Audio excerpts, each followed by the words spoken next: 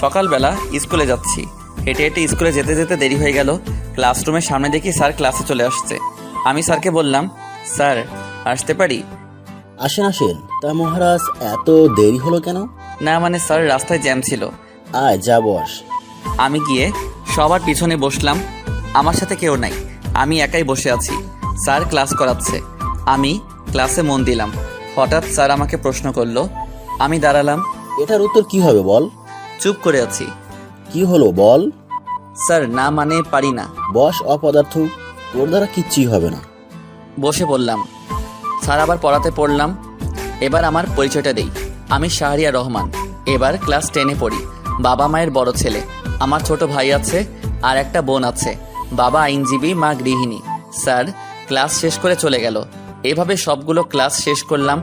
স্কুলে তেমন কোনো বন্ধু নেই, কারণ আমি তাদের মতো পড়াশোনা পারি না। স্কুলে সবাই আমাকে অপদার্থ বলে চিনে। আমি ক্লাস শেষ করে বাহিরে আসলাম। ফোন বের করে দেখি 1টা বাজে। তারপর একটা রিক্সা নিয়ে বাসায় আসলাম।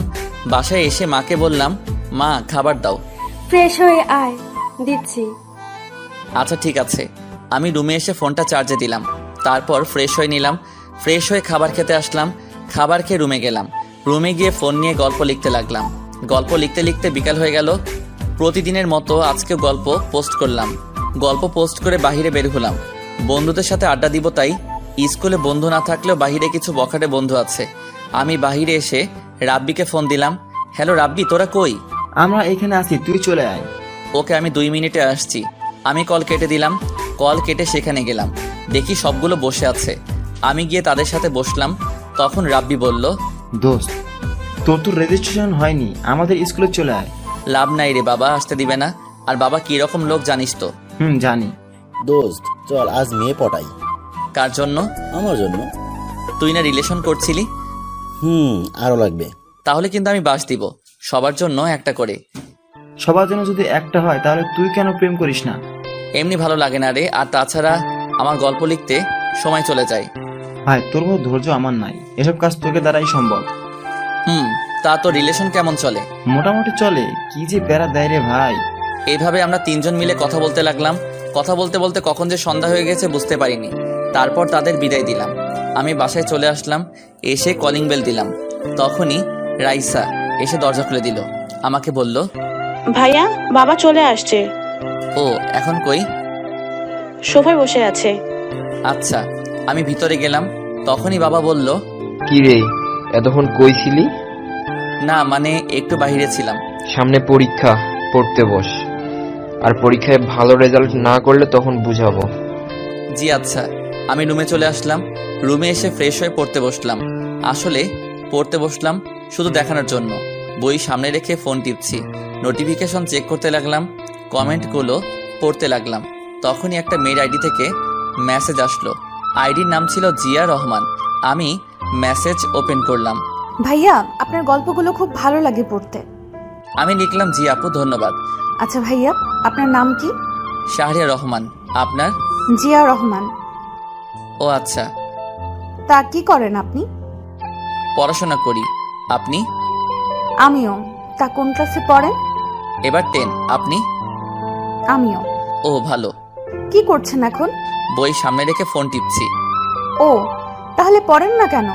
এমনিতেই ভালো লাগে না। এটা কোনো কথা হলো? আপনি কি করছেন? বারান্দায় বসে কফি খাচ্ছি আর আপনার সাথে কথা বলছি। ও, পড়তে বসবেন না? বসবো, কফিটা শেষ করি। ও আচ্ছা। আমরা কি বন্ধু হতে পারি? অবশ্যই, কেন নয়। তাহলে তুই করে বলবো, কেমন? আচ্ছা, সমস্যা নেই। এখন বাই, পড়তে হবে। রাতে লাইনে আসবেন। 9টায়। আচ্ছা ঠিক আছে, বাই তাহলে। Okay bye. তারপর আর জিয়া অফলাইনে চলে গেল। মেয়েটির সাথে কথা বলে ভালোই লাগলো, বেশ মিশুক প্রকৃতি। তারপর ফোনে ফ্রি ফায়ার খেলতে লাগলাম। বই সামনে রেখে ফ্রি ফায়ার খেলতে খেলতে 9টা বেজে গেল। তখন রাহাত আসলো। এসে আমাকে বলতে লাগলো,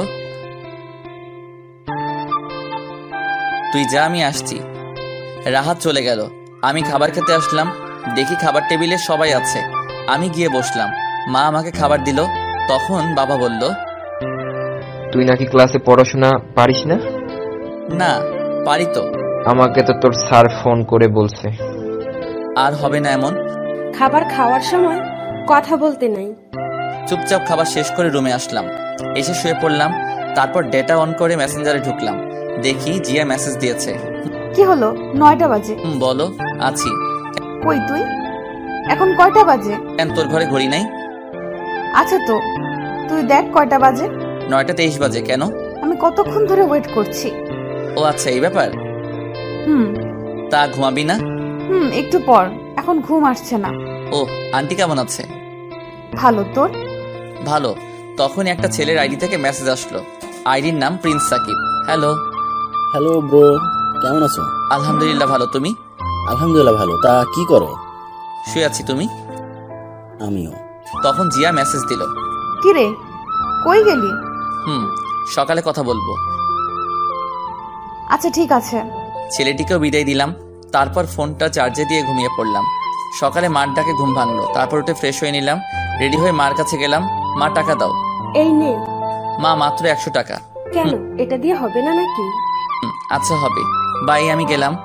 আচ্ছা যা, সাবধানে যাবি। ওকে মা। আমি বাহিরে এসে সাইকেল বের করলাম। তারপর সাইকেল দিয়ে আনমনে স্কুলের দিকে যেতে লাগলাম। স্কুলে গিয়ে সাইকেল রেখে ক্লাসের দিকে গেলাম। ক্লাসে গিয়ে দেখি এখনো স্যার আসে নাই। আমি গিয়ে পিছনে বসলাম। তখন ক্লাসের সবাই আমাকে নিয়ে কথা বলতে লাগলো, মানে অপমান। ক্লাসের ফার্স্ট বয় রাকিব বলতে লাগলো, আরে জানিস আমাদের সাথে কে পড়ে? জানি তো, বিশিষ্ট লেখক। আরে আরো একটা পরিচয় আছে। ও জানি তো, অপদার্থ। জানিস এত কিছু বলি তবুও লজ্জা নাই। রে, নির্লজ্জ বেহায়া। থাক বলিস না বেচারা। এইভাবে আরো অনেক কথা বলতে লাগলো। আমি সব সহ্য করলাম, কিছু বলার নাই, কারণ আসলেই তো আমি অপদার্থ। একটু পরে স্যার ক্লাসে আসলো। স্যার এসে ক্লাস করাতে লাগলো। এক সময় স্যার বলল, তোমাদের সামনের এত তারিখ থেকে নির্বাচনী পরীক্ষা, কেউ যদি ফেল করো তাহলে এসএসসি পরীক্ষা দিতে পারবে না। তখন রাকিব বলল, স্যার, কিন্তু আমাদের ক্লাসে একজন আছে, তাকে নিয়ে কি বলবেন? তাকে নিয়ে কোনো চিন্তা করিস না, অপদার্থ একটা। তারপর স্যার আবার পড়াতে লাগলো। এভাবে সবগুলো ক্লাস করলাম। সবগুলো স্যারই আমাকে অপদার্থ বলে। সব ক্লাস শেষ করে বের হলাম। তারপর সাইকেল নিয়ে পার্কে চলে আসলাম। পার্কে এসে একা একা বসে আছি নদীর পাড়ে। বসে বসে গল্প লিখছি। এই নদীর পাড়ে বসে থাকতে অনেক ভালো লাগে, বিশেষ করে একা একা। গল্প লেখা শেষ করে দেখি 3টা বেজে গেছে। আমি গল্প পোস্ট করলাম। তখনই জিয়া মেসেজ দিল। আমি রিপ্লাই দিলাম, বলো। কেমন আছিস? আলহামদুলিল্লাহ ভালো, তুই? আলহামদুলিল্লাহ ভালো। তা কি করিস? এই তো বাসায় যাচ্ছি, তুই? আমি শুয়ে আছি। ও আচ্ছা, আমি বাসায় গিয়ে কথা বলবো। আচ্ছা ঠিক আছে, মেসেজে দিবি, আমি লাইনে থাকবো। তারপর ফোনটা পকেটে রেখে সাইকেল নিয়ে বাসায় আসলাম। বাসায় এসে কলিং বেল দিলাম। একটু পর মা দরজা খুলে দিল। কে রে, এতক্ষণ কই ছিলি? একটু বাহিরে ছিলাম। যা, ফ্রেশ হয়ে আয়, আমি খাবার দিচ্ছি। আচ্ছা। আমি রুমে এসে ফ্রেশ হয়ে খাবার খেয়ে নিলাম। খাবার খেয়ে ছাদে গেলাম। ছাদে একা বসে হেডফোন দিয়ে গান শুনতে লাগলাম। আমি জিয়াকে মেসেজ দিলাম, কি রে? বল। খেয়েছিস? তুই? মাত্র। তা পরীক্ষা কবে থেকে শুরু? এই তো আর 7 দিন বাকি। ও, আমারও। তা প্রস্তুতি কেমন? ভালো না, তোর? আমার ভালো। তোর ভালো না কেন? এমনিতেই। আচ্ছা, ভালো করে পড় তাহলে। কেন, কথা বলবি না? তোর সামনে পরীক্ষা, তাই। তোরও তো পরীক্ষা, তাহলে তুই পড়িস না কেন? ইচ্ছে করে না। যা, পড়তে বস, আর ঠিক মতো নামাজ পড়বি। চেষ্টা করব। এইভাবে তার সাথে আরো অনেক কথা বলতে লাগলাম। একটু পর সে অফলাইনে চলে গেল। তখনই আবার সাকিবের আইডি থেকে মেসেজ আসলো। ভাইয়া কেমন আছেন? আলহামদুলিল্লাহ ভালো, তুমি? এই তো আলহামদুলিল্লাহ ভালো। আচ্ছা ভাইয়া, একটা কথা বলি। বলো। আপনি সবসময় কষ্টের গল্প লিখবেন। আচ্ছা, আর আমি কষ্টের গল্প বেশি পছন্দ করি। আমারও পড়তে ভালো লাগে। গল্পের মাঝে আমাকে খুঁজে পাই। তুমি কি কাউকে ভালোবাসো?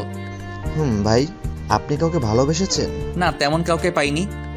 ভাই, প্রেম না করলে গল্পের শেষে এত রোমান্স করে দেন কেমনে?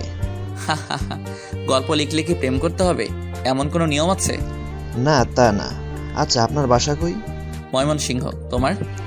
ঢাকা উত্তরা। ও, এভাবে তার সাথে আরো কথা বললাম। কথা বলতে বলতে কখন যে সন্ধ্যা হয়ে গেছে বুঝতে পারিনি। সন্ধ্যায় রুমে আসলাম। রুমে এসে ফোনটা একটু চার্জে দিলাম। তারপর পড়তে বসলাম, কিন্তু পড়তে ইচ্ছে করছে না। বই নিয়ে শুধু পাতা উল্টাচ্ছি, কিন্তু কোনটা পড়বো বুঝতে পারছি না, কারণ সব পড়া বাকি। তারপর একটা বিষয় নিয়ে পড়তে লাগলাম। পড়তে পড়তে খাবারের সময় হয়ে গেল। তারপর খাবার খেতে আসলাম। চুপচাপ খাবার খেয়ে নিলাম, তারপর রুমে আসলাম।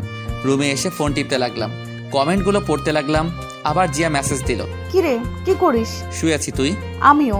তা খেয়েছিস? তুই? দোস্ত, তোর একটা পিক দে। আগে তোরটা দে, তারপর। না, আগে তোরটা দে। ওকে, ওয়েট। তারপর আমি পিক দিলাম।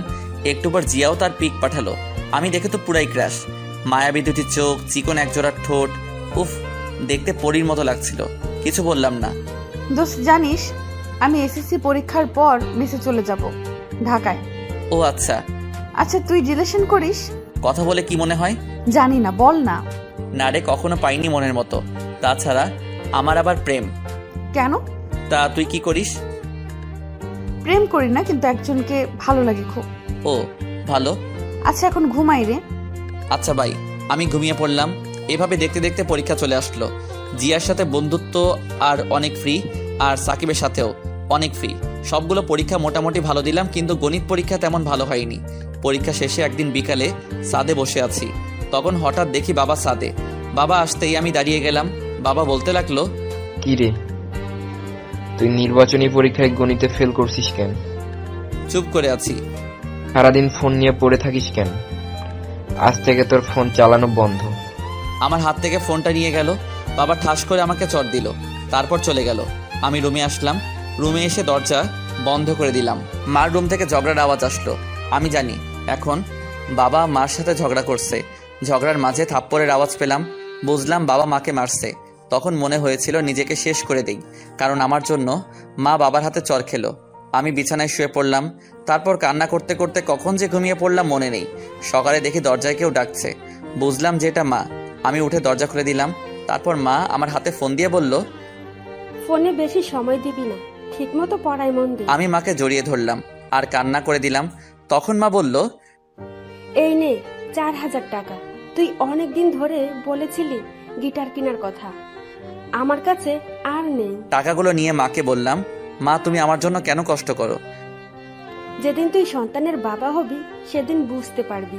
মা, কালকে আমার জন্য বাবা তোমাকে মেরেছিল, তাই না? না, রেডি হয়ে আয়, স্কুলে যেতে হবে। আচ্ছা। আমি রুমে এসে ফ্রেশ হয়ে রেডি হয়ে নিলাম। তারপর টাকাগুলো নিয়ে খাবার খেতে গেলাম। খাবার খাওয়ার সময় মা বলল, শোন, এই টাকা তোর বাবা দেয়নি, এটা আমি তোর নানু বাড়ি থেকে আনছি, তোর নানু দিয়েছে। আচ্ছা মা। আমি খাবার খেয়ে স্কুলে গেলাম। স্কুলে যেতে যেতে দেরি হয়ে গেল। ক্লাসের সামনে গিয়ে দেখি স্যার ক্লাস করাচ্ছে। আমি স্যারকে বললাম, স্যার আসতে পারি? তোর মতো অপদার্থ ক্লাস করে কি করবি? মাথা নিচু করে আছি। আমি পিছনের বেঞ্চে গিয়ে বসলাম। স্যার ক্লাসে পড়া বোঝাচ্ছে। আমি সেদিকে খেয়াল করলাম না, কারণ আজ আমি গিটার কিনবো, সেজন্য খুব খুশি লাগছে। সবগুলো ক্লাস শেষ করলাম। ক্লাস শেষ করে বাইরে বের হলাম। তারপর রাব্বিকে ফোন দিলাম। কিছুক্ষণ পর কল ধরলো। হ্যালো, কই তুই? আমি মাত্র স্কুল থেকে বের হলাম। কেন? এই মোড়ে দাঁড়া, আমি 2 মিনিটে আসছি। ওকে, আয়। আমি কল কেটে মোড়ে গেলাম। দেখি রাব্বি দাঁড়িয়ে আছে। আমি বললাম, দোস্ত চল গিটার কিনতে যাব। সত্যি নাকি? চল। পিছনে বস। আমি সাইকেল চালাতে লাগলাম। আমার পিছনে রাব্বি বসে আছে। কিছুক্ষণ পর একটা দোকানে আসলাম। এসে ভালো দেখে একটা গিটার কিনলাম। তারপর বাসায় চলে আসলাম। রাব্বিকে তার বাসায় পৌঁছে এসে কলিং বেল দিলাম। একটু পর ছোট বোন এসে দরজা খুলে দিল। আমার হাতে নতুন গিটার দেখে অবাক। কিরে মা কই? আমি গিটার নিয়ে রান্নাঘরে আসলাম আর মাকে দেখালাম। ভালো হয়েছে, এবার ফ্রেশ হয়ে আয়, আমি খাবার দিচ্ছি। ঠিক আছে মা। যা। আমি রুমে আসলাম। এসে ফ্রেশ হয়ে ফোনটা চার্জে দিয়ে খাবার খেতে আসলাম। খাবার খেয়ে রুমে আসলাম। এসে গল্প লেখা শুরু করলাম। গল্প লেখা শেষ করে দেখি 3টা বাজে। আমি গিটার নিয়ে ছাদে আসলাম। এসে গিটার বাজাতে লাগলাম। আমি আগে থেকে গিটার বাজানো পারি। কিছুক্ষণ একা থেকে গিটার বাজানোর পর ফোন টিপতে লাগলাম। তখনই জিয়া মেসেজ দিল। কি রে হারামি, কই তুই? আছি, বল। কেমন আছিস? আলহামদুলিল্লাহ ভালো, তুই? আমিও। তা কি করিস? এই তো বসে বসে গিটার বাজাই। তুই? কি, তুই গিটার বাজাতে পারিস? আমিও বসে আছি। পারি। এইভাবে কিছুক্ষণ কথা বললাম। তারপর অফলাইনে চলে আসলাম। আমি বিকালে আড্ডা দিতে বের হলাম। বন্ধুদের সাথে আড্ডা দিয়ে সন্ধ্যায় বাসায় এসে পড়তে লাগলাম। পড়াশোনা শেষ করে খাবার খেতে গেলাম। খাবার খেয়ে রুমে এসে সাকিব আর জিয়ার সাথে কথা বলতে লাগলাম। কথা বলা শেষ করে ঘুমিয়ে পড়লাম। এভাবে চলে গেল অনেক দিন। দেখতে দেখতে পরীক্ষা চলে আসলো। সব সময় জিয়া আমার খেয়াল রাখতো। ঠিকমতো খেয়েছি কিনা, নামাজ পড়েছি কিনা, তার সাথে বন্ধুত্বটা জমে উঠেছে। আমারও ভালো লাগতে শুরু করলো। পরীক্ষা আগের দিন রাতে আমি ফোন হাতে নিয়ে ডাটা চালু করলাম। তখন দেখি জিয়ার মেসেজ। কিরে, তুই আজকে গল্প দিয়েছিস কেন? কেন, কি হয়েছে? কালকে তোর পরীক্ষা, আজ গল্প না দিলে কি হতো? শোনো, গল্প আমার জীবনের সাথে মিশে গেছে, তাই বলে পরীক্ষার আগের দিন দিতে হবে? আচ্ছা বাদ দে, তার প্রস্তুতি কেমন? আমার ভালো, তোর? খুব খারাপ। আমি জানতাম তুই এই কথা বলবি। এছাড়া কোনো কথা নেই। পরীক্ষা শেষ হবার আগে আর লাইনে আসবো না। তোর নাম্বারটা দে। কেন, কি করবি? এমনিতেই দে। সময় হোক তারপর দিব। তুই যেটা মনে করছিস সেটা কখনো হবে না, হলেও কোনোদিন জানবি না। ওকে, দিচ্ছি। তারপর জিয়া নাম্বার দিল, আমি সাথে সাথে কল দিলাম। সাথে সাথে কল ধরলো আর বলল, হ্যালো শাহরিয়ার। আমি তার কণ্ঠ শুনে আর কথা বলতে পারছি না। এত সুন্দর কণ্ঠ হতে পারে? আমি তার কণ্ঠ শুনে ফিদা। তারপর নিজেকে সামলিয়ে আবার কথা বলতে লাগলাম। প্রায় 20 মিনিট কথা বললাম। কল কেটে পড়তে লাগলাম। পড়া শেষ করে খাবার খেয়ে ঘুমিয়ে পড়লাম। তারপর সকালে যথারীতি উঠে পরীক্ষা দিতে গেলাম। পরীক্ষা শেষে সরাসরি বাসায় আসলাম। বাসায় এসে ফ্রেশ হয়ে আবার পড়তে বসলাম, কিন্তু পড়ায় তো মন বসছে না। শুধু জিয়ার ছবি বইয়ের সামনে ভেসে উঠছে। তারপর আর না পড়ে ঘুমিয়ে পড়লাম। ঘুম ভাঙলো সন্ধ্যার আগে। তারপর ছাদে গেলাম কফি নিয়ে। ছাদে বসে বসে কফি খাচ্ছি, গল্প লিখতে লাগলাম। গল্প লেখা শেষ করে রুমে আসলাম। এসে আবার পড়তে লাগলাম। এভাবে দেখতে দেখতে পরীক্ষা শেষ হয়ে গেল। পরীক্ষা শেষে একদিন বাসায় দুপুরবেলায় শুয়ে শুয়ে ফোন টিপছে, তখনই জিয়া মেসেজ দিল। কিরে, পরীক্ষা কেমন দিলি? এই তো মোটামুটি। তুই? তা এখন তো কিছু নাই, কি করবি? এখন গিটার শিখবো, যদিও পারি তবে ভালো করে শিখবো। ও ভালো। তুই কি করবি? আমি বেড়াতে যাব গ্রামের বাড়িতে। সেখানে গেলে আমাকে আবার ভুলে যাবি না তো? পাগল নাকি, ভুলে যাব কেন? সেখানে গিয়ে ঠিক মতো কথা বলবি। আর কোনোদিন যাবি? কালকে যাব। ও আচ্ছা। তারপর তার সাথে বিকাল পর্যন্ত কথা বললাম। কথা বলা শেষ করে বিকালে গিটার নিয়ে তাহিন ভাইয়ের কাছে গিটার শিখতে গেলাম। তাহিন ভাইয়ের একটা ফ্রেন্ড আছে, সে হলো সেখানের হেড। তার কাছে গেলাম, তার রুমে গেলাম। দেখি ভাইয়া বসে আছে, আমি গিয়ে সালাম দিলাম। আরে শাহরিয়ার যে, বস। জি ভাইয়া, কেমন আছো? শোন, আমি এখানে আর থাকছি না। 2 মাস পর আমি ঢাকায় যাব। কেন ভাইয়া? সেখানে গিয়ে নতুন ব্র্যান্ড করব। ও আচ্ছা। তোর তো কণ্ঠ ভালো, তাছাড়া ভালো গিটার বাজাতে পারিস। আমার সাথে জয়েন করতে পারিস। ভাইয়া তুমি আগে ঢাকায় যাও, তারপর। আমি এখানে যতদিন আছি ততদিন ভালো করেই শিখে নিবি। আচ্ছা ঠিক আছে ভাইয়া। তারপর ভাইয়ার কাছে গিটার শিখতে লাগলাম। এভাবে দেখতে দেখতে কেটে গেল 3টি মাস। আজ রেজাল্ট দিবে। সকালে ঘুমিয়ে আছি, হঠাৎ করে বাবা রুমে আসলো। আমি উঠে বসলাম। বাবা আমাকে বলতে লাগলো, কি রে, তোকে আমি এই জন্য টাকা দিয়ে পড়াশোনা করাচ্ছি, টেনে টুনে পাশ করার জন্য? চুপ করে আছি। তুই এখনই আমার বাসা থেকে বেরিয়ে যা। তোর মতো অপদার্থ ছেলের দরকার নাই। চুপ করে আছি। তুই যদি না যাস তাহলে আমার মরা মুখ দেখবি। এই বলে বাবা চলে গেল। কিছুক্ষণ মায়ের রুম থেকে ঝগড়ার আওয়াজ পেলাম। একসময় মনে হলো মাকে বাবা মারছে। আমি ব্যাগ গুছিয়ে নিলাম, সাথে গিটারটা নিয়ে বেরিয়ে আসলাম। আসার সময় মার সাথে দেখা করনি, কারণ মা আমাকে আসতে দিবে না। আমি অনেক আগে থেকেই অনুমান করতে পেরেছিলাম যে পরীক্ষায় ভালো রেজাল্ট না করলে বাবা বাসা থেকে বের করে দিবে। ঠিক আজ তাই হলো। আমি বাস স্টেশনে আসলাম, তারপর ঢাকার টিকিট কাটলাম। টিকিট কেটে বাসে বসে আছি আর ভাবছি, সবাই যদি পড়াশোনা পারে আমি কেন পারবো না? আমাকে পারতেই হবে। যে করে হোক আমি নিজেকে পরিবর্তন করব। মার জন্য খুব কান্না পাচ্ছে। পরীক্ষায় কম পেলে কি সন্তানরা অপদার্থ হয়ে যায়? এসব ভাবছি আর কান্না করছি। আমি ফোন বের করে সাকিবকে মেসেজ দিলাম, সাকিব আমি ঢাকায় আসছি। কিছুক্ষণ পর সাকিব রিপ্লাই দিল, তুমি আসো, সমস্যা নেই। তুই বাস স্টেশনে থাকবা? আচ্ছা ঠিক আছে, এসে আমার নম্বরে ফোন দিও। ওকে ঠিক আছে। তখনই জিয়া মেসেজ দিল, দোস্ত আমি A+ পেয়েছি। ভালো তো, মিষ্টি কই? তা তোর রেজাল্ট কি? আমার কথা বাদ দে। আরে বল না। রাতে বলবো, এখন না। আমার মনে হচ্ছে তোর কিছু হয়েছে। হয়েছে, রাতে কল দিয়ে বলবো। আচ্ছা সকালে নাস্তা করেছিস? না করিনি। তুই? করেছি। তুই এখনো করিসনি কেন এটা বল। তাড়াতাড়ি খাবার খেয়ে আয়। না, ভালো লাগছে না। প্লিজ যা, খাবার খেয়ে আয়। দোস্ত আমি বাসে আছি, পরে খাবো। কেন, তুই কোথায় যাচ্ছিস? রাতে বলবো। আমার খুব চিন্তা হচ্ছে। এভাবে তার সাথে কিছুক্ষণ কথা বলতে লাগলাম। তারপর আমি অফলাইনে চলে আসলাম। ফোনটা পকেটে রেখে বাসের সিটে হেলান দিয়ে ঘুমানোর চেষ্টা করলাম। ঘুম ভাঙলো একটা বাস কন্ডাক্টরের ডাকে। ঢাকা চলে আসছি। ও, তারপর আমি ব্যাগ নিয়ে বাস থেকে নামলাম। বাস থেকে নেমে একটা ফাঁকা জায়গায় এসে সাকিবকে কল দিলাম। কল হতেই কল ধরলো। তুমি চলে আসছো? ওকে, আমি আসছি। আচ্ছা ঠিক আছে। কল কেটে দিলাম। তারপর একটা দোকানে গেলাম।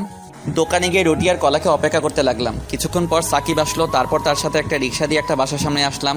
আমি বললাম, এখনই নাকি? চলো ভেতরে যাই। আমি আর সাকিব ভিতরে গেলাম। সাকিব দরজার কাছে গিয়ে কলিং বেল দিল। একটু পর একজন মহিলা এসে দরজা খুলে দিল। সাকিব ওনাকে বলল, মা, এই হচ্ছে শাহরিয়া। বাবা কেমন আছো? জি আন্টি, আলহামদুলিল্লাহ ভালো। আপনি? ভালো আছি, ভেতর আসো। তারপর ভিতরে গেলাম। ভিতরে গিয়ে বসলাম সোফায়। তখন আন্টি বলল, শাহরিয়ার ফ্রেশ হয়ে আসো, আমি খাবার দিচ্ছি তোমাদের। জি আচ্ছা। আমি ফ্রেশ হতে গেলাম সাকিবের সাথে। সাকিবের রুমে ব্যাগটা রেখে ফ্রেশ হয়ে নিলাম। তারপর সাকিবের সাথে খাবার খেতে গেলাম। খাওয়ার সময় দেখে একটা বয়স্ক লোক। সাকিবকে জিজ্ঞেস করলাম, এটাকে? এটা আমার নানা। আমি নানাকে বললাম, নানা ভালো আছেন? তুমি নাকি? আলহামদুলিল্লাহ, আমিও ভালো আছি। খাবার খাও, তারপর আড্ডা দিব। ঠিক আছে। তারপর আমরা সবাই মিলে খাবার খেয়ে নিলাম। খাবার খেয়ে রুমে আসলাম। একটু পর সাকিব আসলো। এখন একটু শুয়ে থাকো, বিকালে ঘুরতে যাব। তুমি আমার বড়, আমাকে তুই করে বলবা প্লিজ। আরে না, এটা কি করে হয়? না হলে কিন্তু চলে যাব। আচ্ছা ঠিক আছে, তুই করেই বলবো। তা কলেজে ভর্তি হবা না? হব। ও, তখনই নানা ভাই আসলো। অতবার নানা ভাইয়ের সাথে আড্ডা দিতে লাগলাম। আড্ডা দিতে দিতে বিকাল হয়ে গেল। তারপর সাকিব বলল, চলো কোথাও থেকে ঘুরে আসি। দাঁড়াও, আমি একজনকে ফোন দেই। আমি তাহিন ভাইকে ফোন দিলাম। কিছুক্ষণ পর কল ধরলো। হ্যালো শাহরিয়ার, বল। ভাই আমি ঢাকায়, আমি তোমার সাথে জয়েন হতে চাই। তুই এখন আসতে পারবি? পারবো ভাই। তাহলে এই ঠিকানায় তোর গিটার নিয়ে চলে আয়। ঠিক আছে। তারপর বের হলাম। সাকিব তার বাইক বের করলো। আমি বললাম, ভাই তুমি গিটার নিয়ে বসো, আমি চালাচ্ছি। ওকে। তারপর আমি বাইক চালাচ্ছি। সাকিব রাস্তা বলে দিতে লাগলো। কিছুক্ষণ পর সেই জায়গায় আসলাম। একটা বাড়ির সামনে আমি কল দিলাম, ভাই আমি বাসার নিচে। তুই দোতলার ডান দিকের রুমে চলে আয়। ওকে ঠিক আছে। তারপর বাইক রেখে উপরে গেলাম। দেখি দরজা খোলা। আমি ভিতরে গেলাম, গিয়ে সালাম দিলাম, ভাই। বস। তা এটা কি? ভাই তাদের বাসায় উঠছি, আমার বন্ধু। বস, আর এই নে। একটা কাগজ দিয়ে আমি নিলাম। ভাই এটা কি? এই গান। আর তুই বাসায় গিয়ে শিখে নিবি, কালকে একটা জন্মদিনের প্রোগ্রাম আছে। আচ্ছা বস, এখন আর আমাদের সাথে গিটার ধর, আর ভালো করে দেখে গিটার কিনতে হবে। জি আচ্ছা। তারপর বসলাম। ভাই তার বন্ধুদের সাথে পরিচয় করিয়ে দিল। আমিও পরিচিত হয়ে নিলাম। সবাই খুব ভালো। তারা ছিল 3 জন, সবাই সিনিয়র। বসে গিটার প্লে করলাম। ভাই সেখানে সন্ধ্যা পর্যন্ত প্র্যাকটিস করে বাইরে আসলাম। তা কালকে তো রাতে প্রোগ্রাম। তুমিও যাবা? আমি না। তুমি যাবা, এটাই শেষ। আর কালকে সকালে একটা কলেজে ভর্তি হতে হবে। এটা নিয়ে চিন্তা করো না, আমি ভর্তি করিয়ে দেব। চলো বাসার দিকে যাই। চলো। তোমার কাল অফিস নাই? আছে, তবে তোমাকে ভর্তি করে তারপর যাব। ও আচ্ছা। তারপর বাসায় চলে আসলাম। বাসায় এসে ফ্রেশ হয়ে নিলাম। ফ্রেশ হয়ে বিছানায় বসে ফোন টিপতে লাগলাম। জিয়া মেসেজ দিল। ওই কল দে আর আমাকে সব বল। ওকে। আমি জিয়াকে কল দিলাম। হ্যালো জিয়া। বল এবার। আমি তাকে সব বললাম। সব শুনে সে বলল, সবই তো বুঝতে পারছি, কিন্তু তোর খরচ কে চালাবে? প্রোগ্রাম করব, আর দেখি কয়েকটা টিউশন পাই কিনা। তুই কি সেখানে থাকবি নাকি মেসে উঠবি? কিছুক্ষণ পর মেসে উঠবো। তাদের সাথে থাকতে কেমন দেখায়? বুঝতে পারছি। আর এখন থেকে ফোন দিব। আমি আর 2 দিন পর আমি ঢাকায় ছাত্রী হোস্টেলে উঠব। ও কোন জায়গায়? এই জায়গা। ও তাহলে তো আমার এখানে থেকে অনেক দূর। আমি জিয়ার সাথে আরো কিছু কথা বললাম। কথা বলা শেষ করে তাহিন ভাইয়ের দেওয়া গানটা মুখস্থ করতে লাগলাম। এসব করতে করতে কখন যে রাত 10টা বেজে গেল বুঝতেই পারিনি। আন্টি খাবারের জন্য ডাক দিল। আমি আর সাকিব গিয়ে খেতে বসলাম। তখন আঙ্কেলের সাথে পরিচয় হয়ে নিলাম। খাওয়া শেষ করে রুমে আসলাম। রুমে এসে গল্প লিখতে লাগলাম। কিছুক্ষণ গল্প লেখা শেষ করে ঘুমিয়ে পড়লাম। সকালে সাকিবের ডাকে ঘুম ভাঙলো। ওই শাহরিয়ার ওঠ, কলেজে যেতে হবে। উঠছি। আমি উঠে ফ্রেশ হয়ে রেডি হয়ে নিলাম। তারপর খাবার খেয়ে সাকিবের সাথে বের হলাম। সাকিব একটা কলেজে নিয়ে গেল। কলেজের ভিতরে গেলাম। সাকিবের সাথে অফিস রুমে গেলাম। তারপর সব কাজ শেষ করে ভর্তি হলাম। ভর্তির জন্য সাকিব 3000 টাকা দিল। স্যার বলল, কাল থেকে কলেজে আসতে। আমি সাকিবকে নিয়ে বের হলাম। বের হয়ে বাইকের কাছে আসলাম। ভাই আমি ম্যাসে উঠবো, আর আমাকে কয়েকটা টিউশনি ঠিক করে দিতে পারবা? এসব লাগবে না, তোর সব খরচ আমি দেব। না এটা হয় না। চল, তোকে বাসায় নামিয়ে দিয়ে আমি অফিসে যাব। ওকে। তারপর সাকিব আমাকে বাসার সামনে নামিয়ে দিল। আমি বাসার ভিতরে না গিয়ে এলাকায় মেস খুঁজতে লাগলাম। কম দামি রাস্তা দিয়ে হাঁটছি আর খুঁজতেছি। প্রায় অনেকক্ষণ খোঁজার পর একটা মেস পেলাম। 800 টাকা সিট ভাড়া, আর বাকি সব নিচের। মেসটা নিচু জায়গায়, মনে হয় একটু বৃষ্টি হলেই পানি ওঠে। তবুও এটাই ঠিক করলাম। তখন আবার জিয়া ফোন দিল। আমি ফোন রিসিভ করলাম। জিয়া বল। কি করলি এতক্ষণ? কলেজে ভর্তি হলাম, আর এখন একটা কম দামি ম্যাচ ঠিক করলাম। 800 টাকা ভাড়া। আচ্ছা, তারা মানুষ কেমন? মানুষ হিসেবে ভালো, তবে তাদের সাথে থাকতে কেমন জানি লাগে। তোর কাছে কত টাকা আছে এখন? 700 টাকা ছিল। 500 টাকা ম্যাচের মালিককে অ্যাডভান্স দিছি, আর 200 টাকা আছে। ও, তোর এই নাম্বারে কি বিকাশ করা? কেন? আচ্ছা, রাখছি, বাই। এই বলে কল কেটে দিল।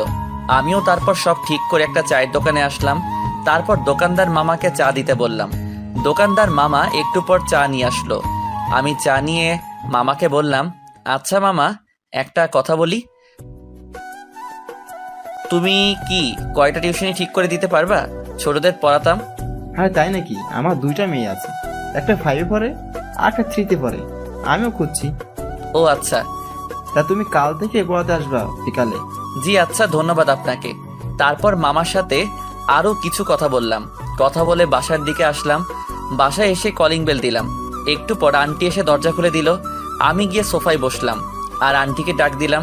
আন্টি, আমি ম্যাচ ঠিক করে ফেলেছি, তাই আজ সেখানে চলে যাব। কেন বাবা, আমাদের সাথে থাকতে তোমার অসুবিধা হচ্ছে? না আন্টি, কি বলেন, আসলে কলেজ সেখান থেকে কাছে তো, তাই বলে চলে যাবা? আমাদের বাসা থেকে পড়াশোনা করো। আন্টি, একটু বুঝতে চেষ্টা করুন। তারপর আন্টিকে অনেক কষ্টে রাজি করলাম। রুমে গিয়ে ব্যাগ গুছিয়ে নিলাম। আমি জানি সাকিব আমাকে যেতে দিবে না, তাই তাকে না বলে যাচ্ছি। আমি ব্যাগ গুছিয়ে বের হতে যাব, তখনই ফোনে মেসেজ আসলো। আমি ফোন বের করে দেখি বিকাশে 1500 টাকা আসছে, সাথে একটা জিয়ার মেসেজ। আমার কাছে এই টাকাগুলো ছিল, আরো থাকলে আরো দিতাম, চিন্তা করিস না। আমি হোস্টেলে উঠলে তোকে প্রতি মাসে দেওয়ার জন্য চেষ্টা করব, আর রাতে কথা বলবো। এখন বাই। আমি মেসেজটা পড়ে কি বলবো বুঝতে পারছি না। আমি ভাবতে লাগলাম, আমাদের পরিচয়টা অনলাইনে হয়েও জিয়া আমাকে এতটা সাহায্য করলো। সত্যি এমন বন্ধু পেতে হলে ভাগ্য লাগে। তারপর ফোন পকেটে রেখে রুম থেকে বের হয়ে সবাইকে বিদায় দিয়ে বাসা থেকে বের হয়ে আসলাম। অতঃপর একটা রিক্সা দিয়ে ম্যাচের সামনে আসলাম। তারপর রিক্সা মামাকে ভাড়া দিয়ে ম্যাচের ভিতরে চলে আসলাম। ম্যাচে এসে আমি রুম পরিষ্কার করতে লাগলাম। রুম পরিষ্কার করছি, তখনই মালিক আসলো আর বলল,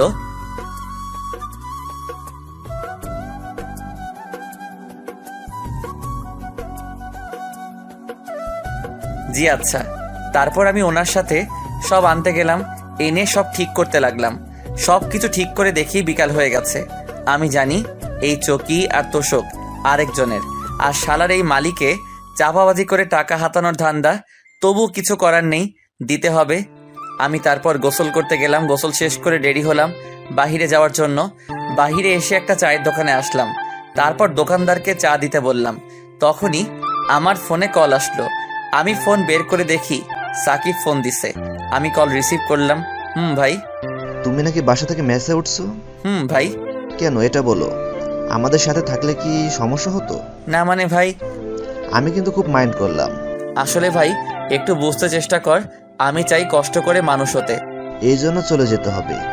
ভাই তুমি আমার এভাবে পাশে থাকলেই হবে। কি বলবো তোমাকে, কিছু বলার নাই। কল কেটে দিল। আমি বুঝতে পারছি যে আমার উপর রাগ করছে, কিন্তু এছাড়া আমার কোনো উপায় ছিল না। আমি চা রুটি খেয়ে ফোন হাতে নিয়ে দেখি জিয়ার মেসেজ। কি রে, দুপুরে খেয়েছিলি? আমি লাইনে আসলাম। খেয়েছি। আমি খেয়েছি। তুই কি খেয়েছিস? খেয়েছিলি? ওই তো রুটি আর চা মাত্র খেলাম। কোনো খাওয়া হলো? এতক্ষণ কি করলি? ওই তো সব পরিষ্কার করলাম, তাই মনে ছিল না। পকেটে টাকা আছে? বিকাশেরটা তুলিনি এখনো। শোন, এখন কলেজ ড্রেস বানাবি। আচ্ছা ঠিক আছে, আমি আজ রাতে একটা প্রোগ্রামে যাব। আর শোন না, আমি 2টা টিউশনি পেয়েছি, কাল থেকে পড়াতে যাব। 2টা টিউশনি অনুমান করা হলেও মাসে 2000 টাকা হবে। আর বাকিটা? সমস্যা নেই, আর যদি কয়েকটা টিউশনি পাই তাহলে হয়ে যাবে। রাতে কিসের প্রোগ্রাম? ওই যে জন্মদিনের গান, আর আমি গিটার বাজাবো। আচ্ছা শোন, সাবধানে থাকবি, আর রাতে আমাকে মেসেজ দিবি। আচ্ছা আন্টি কেমন আছে? আর আসবি কবে? আমি আসবো কালকে বিকালে, আমার সাথে বাবা আসবে। ও আচ্ছা, এখন যাই রে, সন্ধ্যা হয়ে গেছে। নামাজ পড়ে যা। ঠিক আছে। তারপর ফোন পকেটে রেখে নামাজে গেলাম। নামাজ শেষ করে আবার ম্যাচে আসলাম গিটার নেওয়ার জন্য। গিটারটা নিয়ে বাহিরে আসলাম। তারপর একটা রিক্সা দিয়ে তাহিন ভাইয়ের বাসায় চলে আসলাম। তাহিন ভাইয়ের বাসায় এসে কলিং বেল দিলাম। কিছুক্ষণ পর এসে দরজা খুলে দিল। আমাকে দেখে বলল, তোর জন্য অপেক্ষা করছি, আয়। আমি ভিতরে গেলাম, দেখি সবাই রেডি হচ্ছে। সবাই আর একবার প্র্যাকটিস করো। সেখানের একটা ভাই বলল, চল। তারপর সবাই মিলে একটু প্র্যাকটিস করে নিলাম। কিছুক্ষণ পর সবাই রেডি হয়ে একটা গাড়িতে উঠলাম। বেশিক্ষণ পর একটা বড় বাড়ির সামনে আসলো। আমি ঘড়ির দিকে তাকিয়ে দেখি 9টা বেজে গেছে। আমরা ভিতরে গেলাম। তখন একটা ছেলে এসে তাহিন ভাইয়ের সাথে কথা বলল। তারপর ছেলেটার পিছনে আমরাও গেলাম। বাড়ির ভিতরে গিয়ে দেখি বাসা ভরা অনেক লোকজন। আমরা গিয়ে স্টেজে উঠলাম। তখন তাহিন ভাই বলল, তোর গান মুখস্থ আছে? ভাই। তুই আমার গিটারটা বাজা। ঠিক আছে। পারবি তো? ইনশাল্লাহ পারবো। তখন তাহিন ভাই সবার উদ্দেশ্যে বলল, আমি প্রাচীর ব্র্যান্ড থেকে তাহিন বলছি। আজ আপনাদের মাঝে একজন নতুন ছেলেকে পরিচয় করিয়ে দিই। তখনই আমাকে ডাকলো। আমি কাছে গেলাম। তারপর আমার কাঁধে হাত রেখে সবার সাথে পরিচয় করিয়ে দিল। তখন তাহিন ভাই বলল, আজ এই শাহরিয়ার আপনাদের সামনে পারফর্ম করবে। আমি কথাটা শুনে বুক ধরফর করতে লাগলো আর ভয় করতে লাগলো, এতগুলো মানুষ।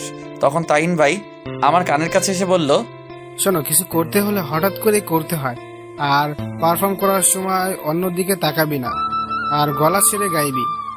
মাথা নাড়ালাম। তারপর গিটার বাজাতে শুরু করলাম। আমি একটু পর গান গাইতে শুরু করলাম। প্রথম দিকে ভয় হচ্ছিল, কিন্তু পরে সব ঠিক হয়ে গেছে। আমি গানটা শেষ করার পর সবাই হাততালি দিতে লাগলো। তখন তাহিন ভাই আসলো। শাহরিয়ার, তুই যা, বস। তারপর আমি পিছনে আসলাম। একটু পর তাহিন ভাই পারফর্ম করলো। এইভাবে প্রায় 11টা বেজে গেল। আমরা সবকিছু গুছিয়ে গাড়িতে উঠলাম। তাহিন ভাই আমাকে ম্যাচের সামনে নামিয়ে দিল। তারপর আমার হাতে কিছু টাকা দিল। আমি টাকা নিতে চাচ্ছিলাম না, তবুও জোর করে টাকা দিল আর বলল, ভালো করে প্র্যাকটিস করবি, আর তুই আমার গিটারটা নিয়ে যা, আমারটা দিয়ে প্র্যাকটিস করবি, তোরটা আমি নিয়ে গেলাম। ওকে, ঠিক আছে ভাই। তারপর তাহিন ভাই তাদের নিয়ে চলে গেল। আমি গিটারটা নিয়ে ম্যাচে আসলাম। রুমে এসে দেখলাম 1500 টাকা দিছে। আমি রুমে এসে গিটারটা রেখে ফ্রেশ হতে গেলাম। ফ্রেশ হয়ে শুয়ে পড়লাম, কারণ সেখান থেকে খেয়ে আসছি, তাই খেতে হবে না। শুয়ে ফোন টিপতে লাগলাম। দেখি জিয়ার মেসেজ। কিরে, মেসে গেছোস? মাত্র এসে শুইছি। তাহলে চুপচাপ ঘুমা, বেশি রাত জাগবি না। আচ্ছা। কাল কলেজে যাবি তো নাকি? যাব। কাল কলেজ শেষ করে বই কিনবি আর একটা প্রাইভেট পড়বি। ঠিক আছে। ওকে, ঘুমিয়ে পড় তাহলে। আমি অফলাইনে চলে আসলাম। ফোনটা চার্জে দিয়ে ঘুমিয়ে পড়লাম। সকালে ঘুম থেকে উঠে দেখি 8টা বাজে। আমি ফ্রেশ হতে গেলাম, তখনই 3জন ছেলে আসলো আমার রুমে। তারা মনে হয় অন্য রুমে থাকে। এসে আমাকে একজন বলতে লাগলো, ভাই, আপনার সাথে পরিচিত হতে আসলাম। ও, বসেন সবাই। তা আপনার নাম কি? শাহরিয়া রহমান। আপনার? আমি জনি, ও রাব্বি, আর সে জাবির। আচ্ছা ভাই, আপনারা তো আমার চেয়ে সিনিয়র। আমি ইন্টার প্রথম বর্ষে। চল তাহলে খাবার খেয়ে আসি। আচ্ছা ভাই, খাবারের বিষয়টা কিভাবে বললে ভালো হতো? খাওয়া 1000 টাকা, আর খালার বিল 300 টাকা, মোট 1300 টাকা, আর ওয়াইফাই এর জন্য বিল 100 টাকা, আর বাকিটা তো তুমি জানোই। ও আচ্ছা।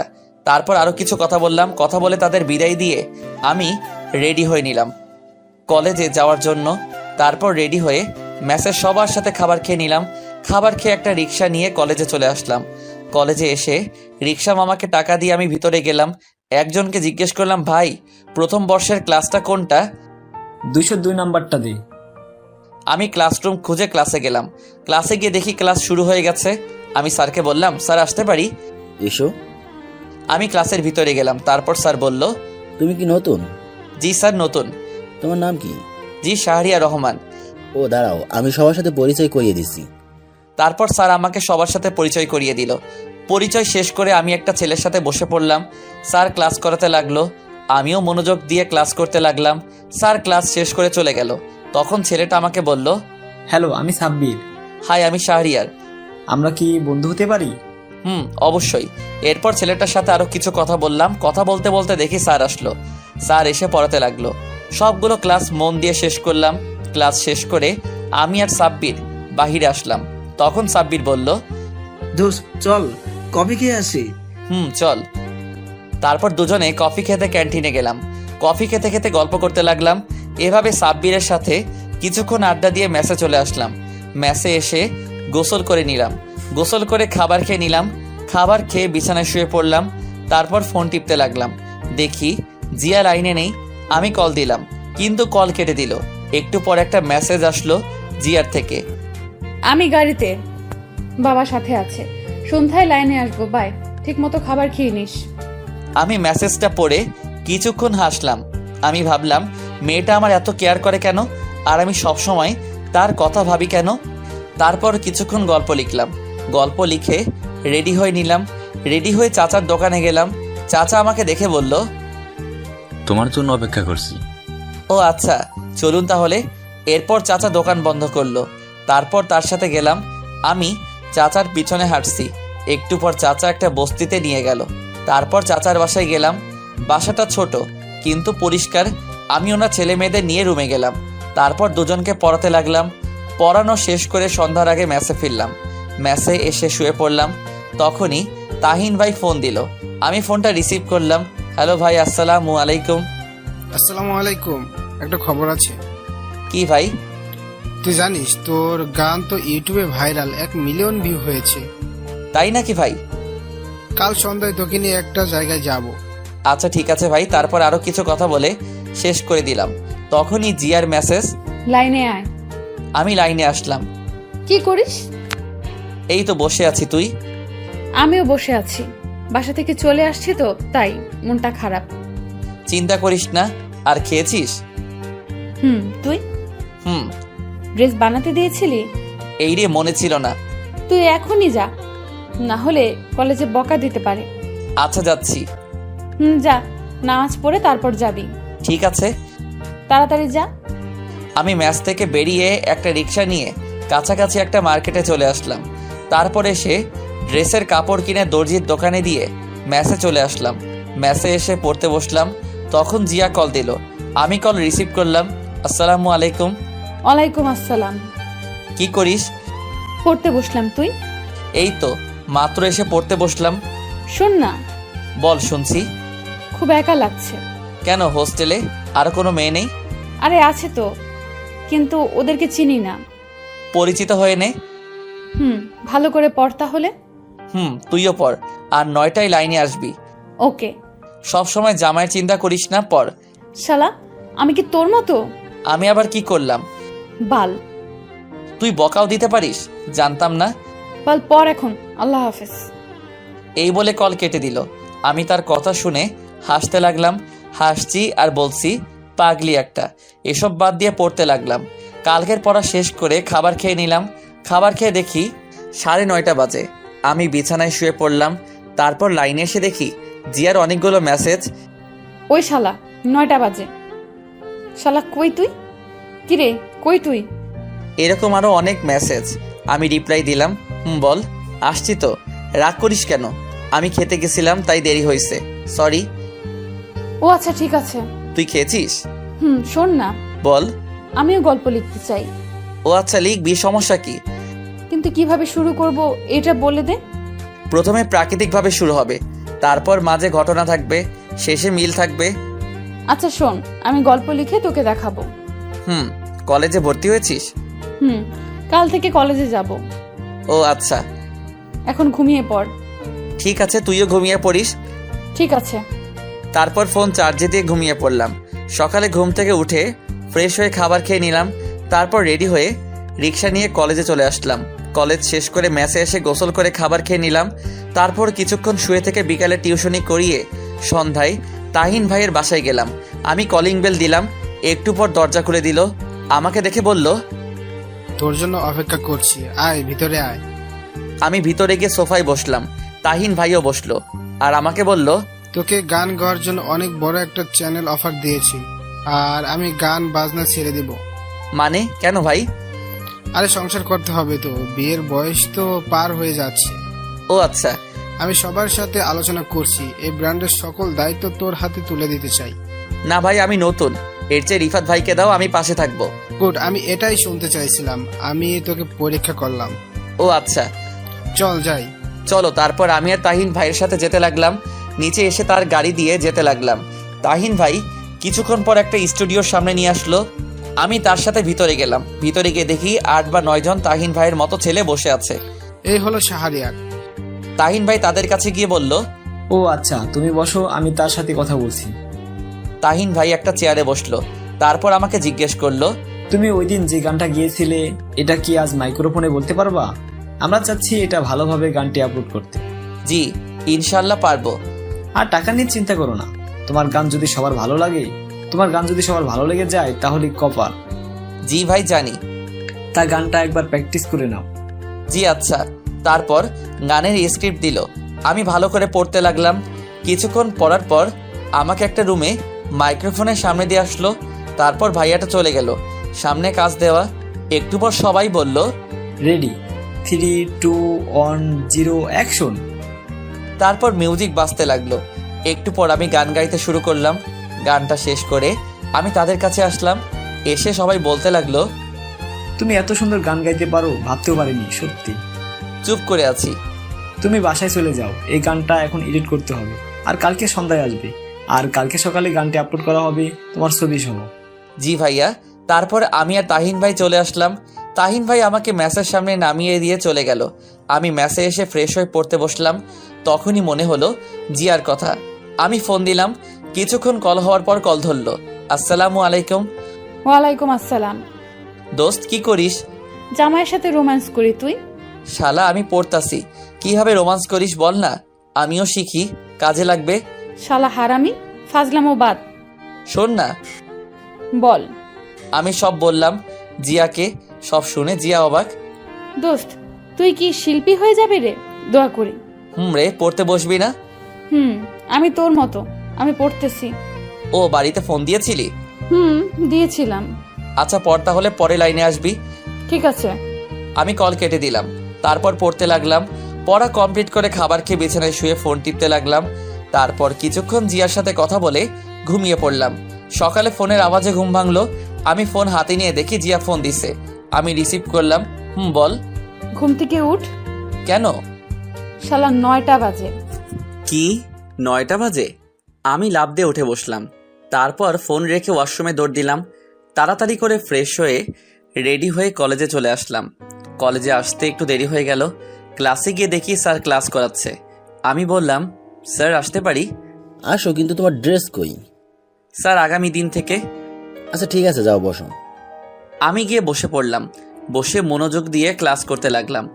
এভাবে প্রায় সবগুলো ক্লাস শেষ করলাম। ক্লাস শেষ করে বের হলাম। ফোন বের করে দেখি তাহিন ভাইয়ের 22টা কল। আমি সাথে সাথে কল দিলাম। কল দিয়ে রিসিভ ধরলো। হ্যালো ভাই। তুই তাড়াতাড়ি স্টুডিওর সামনে যায়। কেন ভাই, কি হয়েছে?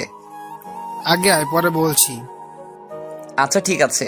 আমি তারপর একটা রিক্সা দিয়ে সেখানে চলে আসলাম। এসে রিক্সা ভাড়াটা দিয়ে ভিতরে গেলাম। ভিতরে যেতেই সবাই আমাকে জড়িয়ে ধরলো। আমি তো কিছুই বুঝলাম না। আমি সবাইকে বললাম, কি হয়েছে ভাই? তুই জানিস তুই এখন কতটা ভাইরাল? আমরা তোর ফেসবুক আইডির লিঙ্ক দিছি, তুই তোর ফেসবুক চেক করে দেখ। আমি কি বলবো বুঝতে পারছি না। আমি এতটা খুশি হয়েছি তা বলে বোঝাতে পারবো না। ভাই সব কিন্তু তোমাদের জন্য, তোমরা না থাকলে আমি কখনোই এটা পারতাম না। তখন চ্যানেলের পরিচালক জুবাইর ভাই বলল, জি ভাই। তখন জিয়া ফোন দিল। আমি কল কেটে দিলাম। তারপর সবার সাথে আরো কিছু কথা বললাম। কথা বলতে বলতে কখন যে বিকাল হয়ে গেল বুঝতেই পারিনি। আমি সবাইকে বিদায় দিয়ে প্রাইভেট পড়তে চলে আসলাম। প্রাইভেট পড়ানো শেষ করে দর্জির কাছ থেকে ড্রেস নিয়ে ম্যাসে আসলাম। ম্যাসে আসতে আসতে সন্ধ্যা হয়ে গেল। আমি ফ্রেশ হয়ে বিছানায় শুয়ে পড়লাম। তারপর জিয়াকে কল দিলাম। কল দিতেই জিয়া ফোন ধরলো। দোস্ত কি করিস? তোর গান শুনি। তাই নাকি? দোস্ত আজ আমার গর্ব হচ্ছে তোকে নিয়ে। আরে এখন তো শুরু করলাম, দোয়া করিস আরো যেন বড় হতে পারি। দোয়ার কথা বলতে হবে। ছাগল? না তা না। খেয়েছিস? না, মাত্র আসলাম। তাহলে এখন কিছু খেয়ে আয়, তারপর কল দে। আরে স্টুডিওতে সবাই মিলে বিরিয়ানি খেয়েছিলাম, তাই এখনো পেট ভরা। ও আচ্ছা। এইভাবে প্রায় কিছুক্ষণ কথা বললাম। কথা বলা শেষ করে ফেসবুকে গেলাম। গিয়ে তো আমি অবাক, কারণ 2000 ফ্রেন্ড রিকোয়েস্ট। আমি গল্পের কমেন্টে গিয়ে দেখি 1K কমেন্ট। আমি ইনবক্স চেক করলাম, দেখি 888টা মেসেজ। আমি তখন কতটা খুশি হয়েছিলাম বলতে পারবো না। তখনই মাথায় একটা আইডিয়া আসলো, ফেসবুকে পেজ খোলার। আমি একটা আমার নাম দিয়ে পেজ খুললাম। পেজ খুলে আরো কিছুক্ষণ ফেসবুক চালিয়ে রাতের খাবার খেয়ে নিলাম। খাবার খেয়ে ঘুমিয়ে পড়লাম। 2 বছর পর ইন্টার পরীক্ষা শেষ, তাই সকালে ঘুমিয়ে আছি।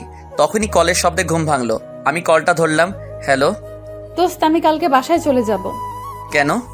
আরে পরীক্ষা শেষ, হোস্টেলে থেকে কি করব, আর বাবাও যেতে বলছে। ও আচ্ছা। আজ আমার সাথে দেখা করবি? ঠিক আছে, কয়টায় আসবো? আজ তোর জন্য একটা সারপ্রাইজ আছে। আমিও তোকে একটা কথা বলবো। আচ্ছা, তাহলে বিকেলে এই জায়গায় চলে আসবি। আচ্ছা আচ্ছা, এখন রাখি, একজন কল দিছে। কে কল দিছে? আরে তুই রাখ, দেখা হলে বলবো। তখনই জিয়া কল কেটে দিল। আমি উঠে ফ্রেশ হয়ে নিলাম। তারপর খাবার খেয়ে বাইক নিয়ে মার্কেটে গেলাম। এই 2 বছরে নিজেকে অনেক পরিবর্তন করছি। নিজের বাড়ি গাড়ি সব হয়েছে। মার্কেটে এসে গোলাপ নিলাম, কারণ আজ জিয়াকে আমার মনের কথা বলবো। আমিও জানি সেও আমাকে ভালোবাসে, কিন্তু লজ্জার কারণে বলতে পারছে না। তাই আজ আমিই বলবো। গোলাপ নিয়ে তারপর একটা শাড়ি কিনলাম। এসব কিনে আমি আমার ফ্ল্যাটে চলে আসলাম। বাসায় এসে রহিম চাচাকে বললাম চা দিতে। আমি রুমে এসে ড্রেস চেঞ্জ করে ইউটিউবে কাজ করতে লাগলাম। একটু পর রহিম চাচা কফি নিয়ে আসলো। কাজ করতে করতে কখন যে দুপুর হয়ে গেল বুঝতেই পারিনি। আমি গোসল করতে গেলাম। গোসল করে এসে দেখি 2টা বেজে গেছে। আমি রেডি হয়ে রহিম চাচাকে বললাম, চাচা খাবার দাও তাড়াতাড়ি। টেবিল আসো, খাবার রেডি। আমি টেবিলে গেলাম। তারপর খাবার খেয়ে জিনিসগুলো নিয়ে বাইকের কাছে আসলাম। তারপর বাইক বের করে জিয়াকে কল দিলাম। কিছুক্ষণ কল হওয়ার পর কল ধরলো। আমি বললাম, দোস্ত আমি 20 মিনিটের মধ্যে এই জায়গায় আসছি। ঠিক আছে, আমি বের হচ্ছি। তারপর কল কেটে দিলাম। হেলমেট পরে বাইক স্টার্ট করে বেরিয়ে পড়লাম। প্রায় 30 মিনিট পর সেখানে আসলাম। আমি এসে দেখি একটি বোরকা পরা মেয়ে দাঁড়িয়ে আছে। আমি কাছে গেলাম, বুঝলাম এটা জিয়া। আমি গিয়ে তার সামনে বাইকটা ব্রেক করলাম। তখন জিয়া বলল, শাহরিয়ার। হুম। চল ওখানে গিয়ে বসি। হুম।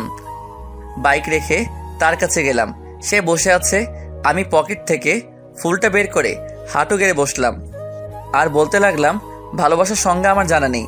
যদি কাউকে দেখার জন্য বারবার মন আনচান করার নাম ভালোবাসা হয়, তবে আমি তোকে ভালোবাসি। যদি শয়নে স্বপনে তাকে নিয়ে হৃদয় মাঝে ছবি আঁকানোর নাম ভালোবাসা হয়, তবে আমি তোকে ভালোবাসি। যদি অনুমতি দিস, সারা জীবন ভালোবাসতে চাই তোকে। আমি কথাগুলো বলে ফুলটা সামনে এগিয়ে দিলাম। আমি নিচের দিকে তাকিয়ে আছি। একটু পর জিয়া বলল, আমি তোকে ভালোবাসি না, আর আমি তোকে কখনো ভালোবাসতে পারবো না। তখনই কোথা থেকে একটা ছেলে এসে বলতে লাগলো, ওই জিয়া জানু। এই বলে ছেলেটা জিয়ার হাত ধরলো। আমি তখনই ছেলেটাকে মারতে লাগলাম। ছেলেটাকে নাকে ঘুষি মারলাম, ছেলেটার পেটে লাথি মারলাম। তখনই হঠাৎ করে জিয়া আমাকে থাপ্পড় মারলো। আমি ছেলেটাকে ছেড়ে দিয়ে জিয়ার দিকে তাকালাম। তখনই জিয়া আমাকে বলতে লাগলো, তুই এতটা খারাপ আমি ভাবতে পারিনি। তুই আর কোনোদিন আমার সাথে কথা বলবি না। আমি চুপ করে আছি। আমি শুধু তোকে বন্ধু ভাবতাম, তাই তোর এত কেয়ার করতাম। আর তুই, ছি, তোর মতো ছেলেদের বন্ধু বানানো যায়, কিন্তু কখনো ভালোবাসা যায় না। চুপ করে আছি।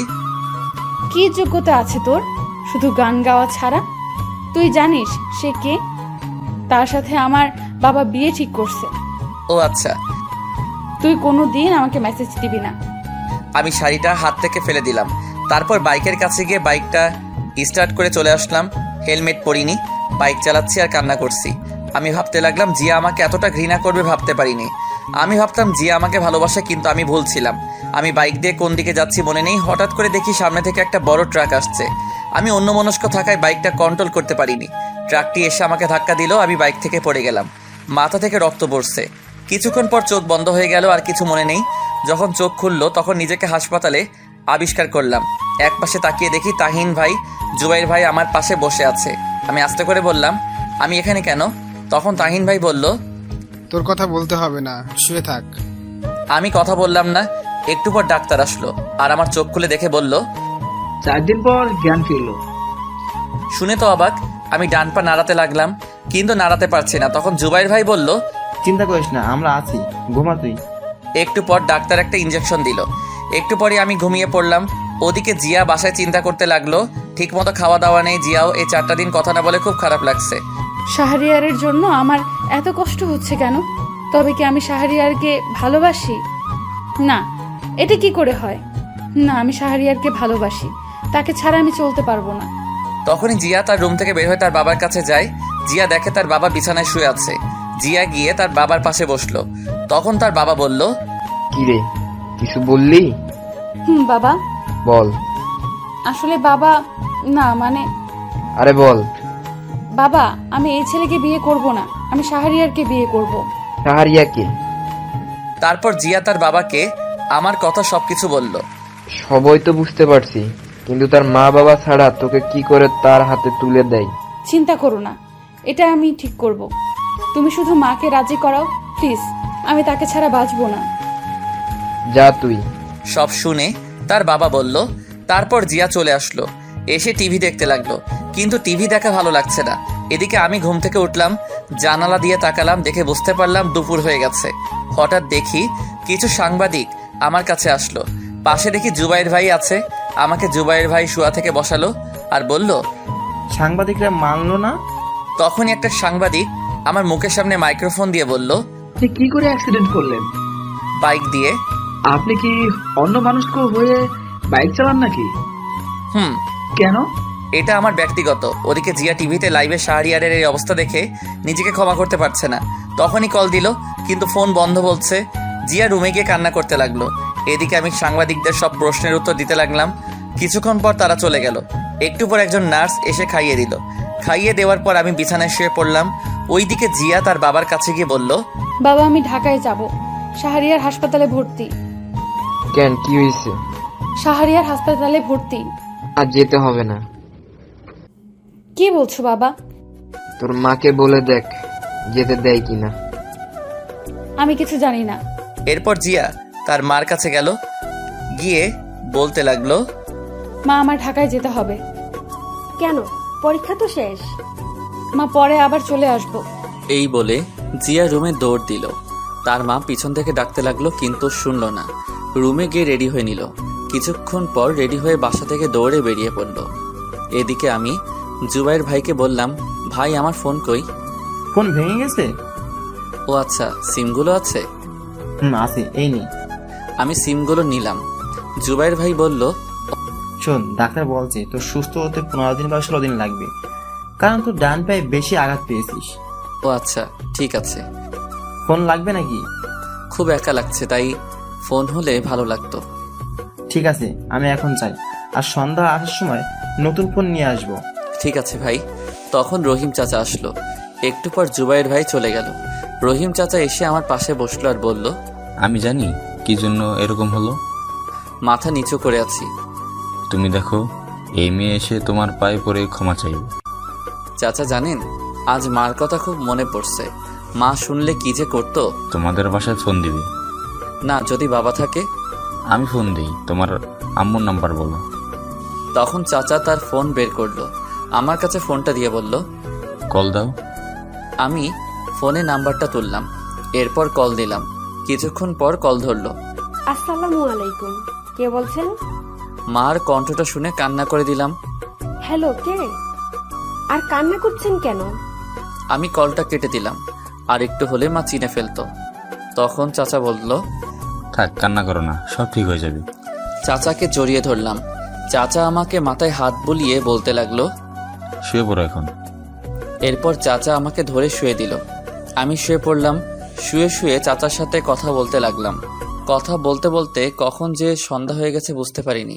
সন্ধ্যায় জুবাইর ভাই আর তাহিন ভাই আসলো, হাতে একটা ব্যাগটা এনে আমার কাছে দিল আর বলল, দেখ তোর ফোন পছন্দ হয় কিনা। আমি ব্যাগটা নিয়ে খুললাম, তারপর ফোনটা বের করলাম। ফোন বের করে দেখি অনেক দামি ফোন। ভাই, এত দামি ফোন? মাত্র 28,000 টাকা। আর শোন, তাড়াতাড়ি সুস্থ হতে হবে, কারণ এই তারিখে আমার বিয়ে। তাই নাকি? তা বিয়েটা কই হবে? আমার দেশের বাড়িতে, এখানে করব না। ও আচ্ছা। পছন্দ হয়েছে? ভাই, খুব পছন্দ হয়েছে। তখনই দরজার দিকে তাকিয়ে দেখি জিয়া। আমি দেখেও না দেখার ভান করলাম। আমি সিমগুলো ফোনে ভরলাম। ভরে ফোনটা অন করলাম। জিয়া এসে আমার পাশে বসলো। আমি তবুও তাকালাম না। আমি ফোন টিপতে লাগলাম। জিয়া আমার পায়ে ধরে বলতে লাগলো, আমাকে ক্ষমা করে দে, আমি বুঝতে পারিনি। এই বলে কান্না করে দিল। আমি বললাম, আরে না, আমারই ভুল ছিল। বন্ধুত্বের মধ্যে এটা আমার উচিত হয় নাই। তখনই জুবাইর ভাই বলল, সবাই বাইরে চলো। সবাই বাহিরে চলে গেল। এরপর আমাকে বলতে লাগলো, আমি এই কয়দিনে তোর শূন্যতা অনুভব করেছি। আমি বুঝেছি তুই কি ছিলি আমার জীবনে। চুপ করে আছি। প্লিজ আমাকে আপন করে নে। চুপ করে আছি। তুই যদি আমাকে আপন করে না নিস তাহলে আমি হাত কাটবো, সত্যি। না, পাগলামি করিস না। আমাকে আপন করে নে। না, আমি সুস্থ হই তারপর। প্লিজ, আমি আর পারছি না। আমি তার দিকে তাকালাম, দেখি চোখের নিচে কালো দাগ, মুখটা শুকিয়ে গেছে। চেহারার এই অবস্থা কেন? তোর মতো কেউ শাসন করে না, তাই। চুপ করে আছি। ওই ছেলের সাথে আমার মা বিয়ে ঠিক করছে, তাই ওই দিন আমার সাথে দেখা করতে আসছিল, আর আমি তোকে মেরেছিলাম কারণ ভয়ে ওই ছেলে যদি আমার মাকে উল্টো পাল্টা বলে দিত। ক্ষমা করে দে। ঠিক আছে। জিয়া তখনই আমার ঠোঁটে কিস করলো, প্রায় 10 মিনিট পর ছাড়লো। আমি বললাম, এটা কি হলো? কি আবার হবে? তুই এখন মেসে চলে যা। আমি তোর সাথে থাকবো। না, থাকতে পারবি না। এখন থেকে তুই বলা বাদ, তুমি করে বলবো। চেষ্টা করব। তখনই সবাই আসলো আর বলল, তাহলে থাক, আমরা চলে যাই। আচ্ছা। সবাই চলে গেল। আমি রহিম চাচাকেও পাঠিয়ে দিলাম। আমি শুয়ে ফোন টিপতে লাগলাম। জিয়ার দিকে তাকিয়ে দেখি খাবার রেডি করছে। কি করো ফোনে? এই তো ফেসবুক চালাচ্ছি। আমি ভাবতে লাগলাম জিয়াকে মেনে নিব নাকি কষ্ট দিব। না, কষ্ট দিব না। কষ্ট দিলে উল্টাপাল্টা কিছু করতে পারে। যে রাগী, তখন জিয়া আমাকে সোপ খাইয়ে দিতে লাগলো। আমি ইনবক্সে গিয়ে দেখি 1K মেসেজ। বেশিরভাগ মেসেজে গল্প দেন না কেন? আমি গল্প লিখতে লাগলাম। তখন জিয়া বলল, এখন গল্প লিখতে হবে না। কেন? কাল থেকে লিখবা। আর শোনো, আমি আর বাসায় ফিরে যাচ্ছি না। গেলে মা ওই ছেলের সাথে বিয়ে দিয়ে দিবে। তখনই ডাক্তার আসলো, এসে আমার পা থেকে প্লাস্টার খুললো, আর ডাক্তার বলল, পা একটু নাড়াতে চেষ্টা করুন। আমি পা নাড়াতে চেষ্টা করলাম, পায়ে একটু একটু শক্তি পেলাম। তারপর ডাক্তার জিয়াকে শিখিয়ে দিল কিভাবে কি করতে হবে। জিয়া এসে পায়ে একটা ওষুধ লাগিয়ে দিল। এরপর এসে আমাকে জড়িয়ে ধরলো। আমি কিছু বললাম না, কারণ খুব ভালোবাসি যে। প্রায় অনেকক্ষণ থাকার পর রাতের খাবার খাইয়ে দিল। আমিও তাকে খাইয়ে দিলাম। এরপর জিয়া এসে আমার পাশে বসলো। ঘুমাবা না? না। আমার পাশে জায়গা আছে, শুয়ে পড়ো। না, তোমার সমস্যা হবে। না, সমস্যা হবে না, শুয়ে পড়ো। তারপর আমার পাশে শুয়ে পড়লো। জিয়া জড়িয়ে ধরলো। এটা কি হচ্ছে? আমাদের এখনো বিয়ে হয়নি। হবে তো নাকি? যখন হবে তখন দেখা যাবে। আমার মাথায় হাত বুলিয়ে দিল। একটু পর ঘুমিয়ে পড়লাম। মাঝরাতে হঠাৎ করে ঘুম ভেঙে গেল।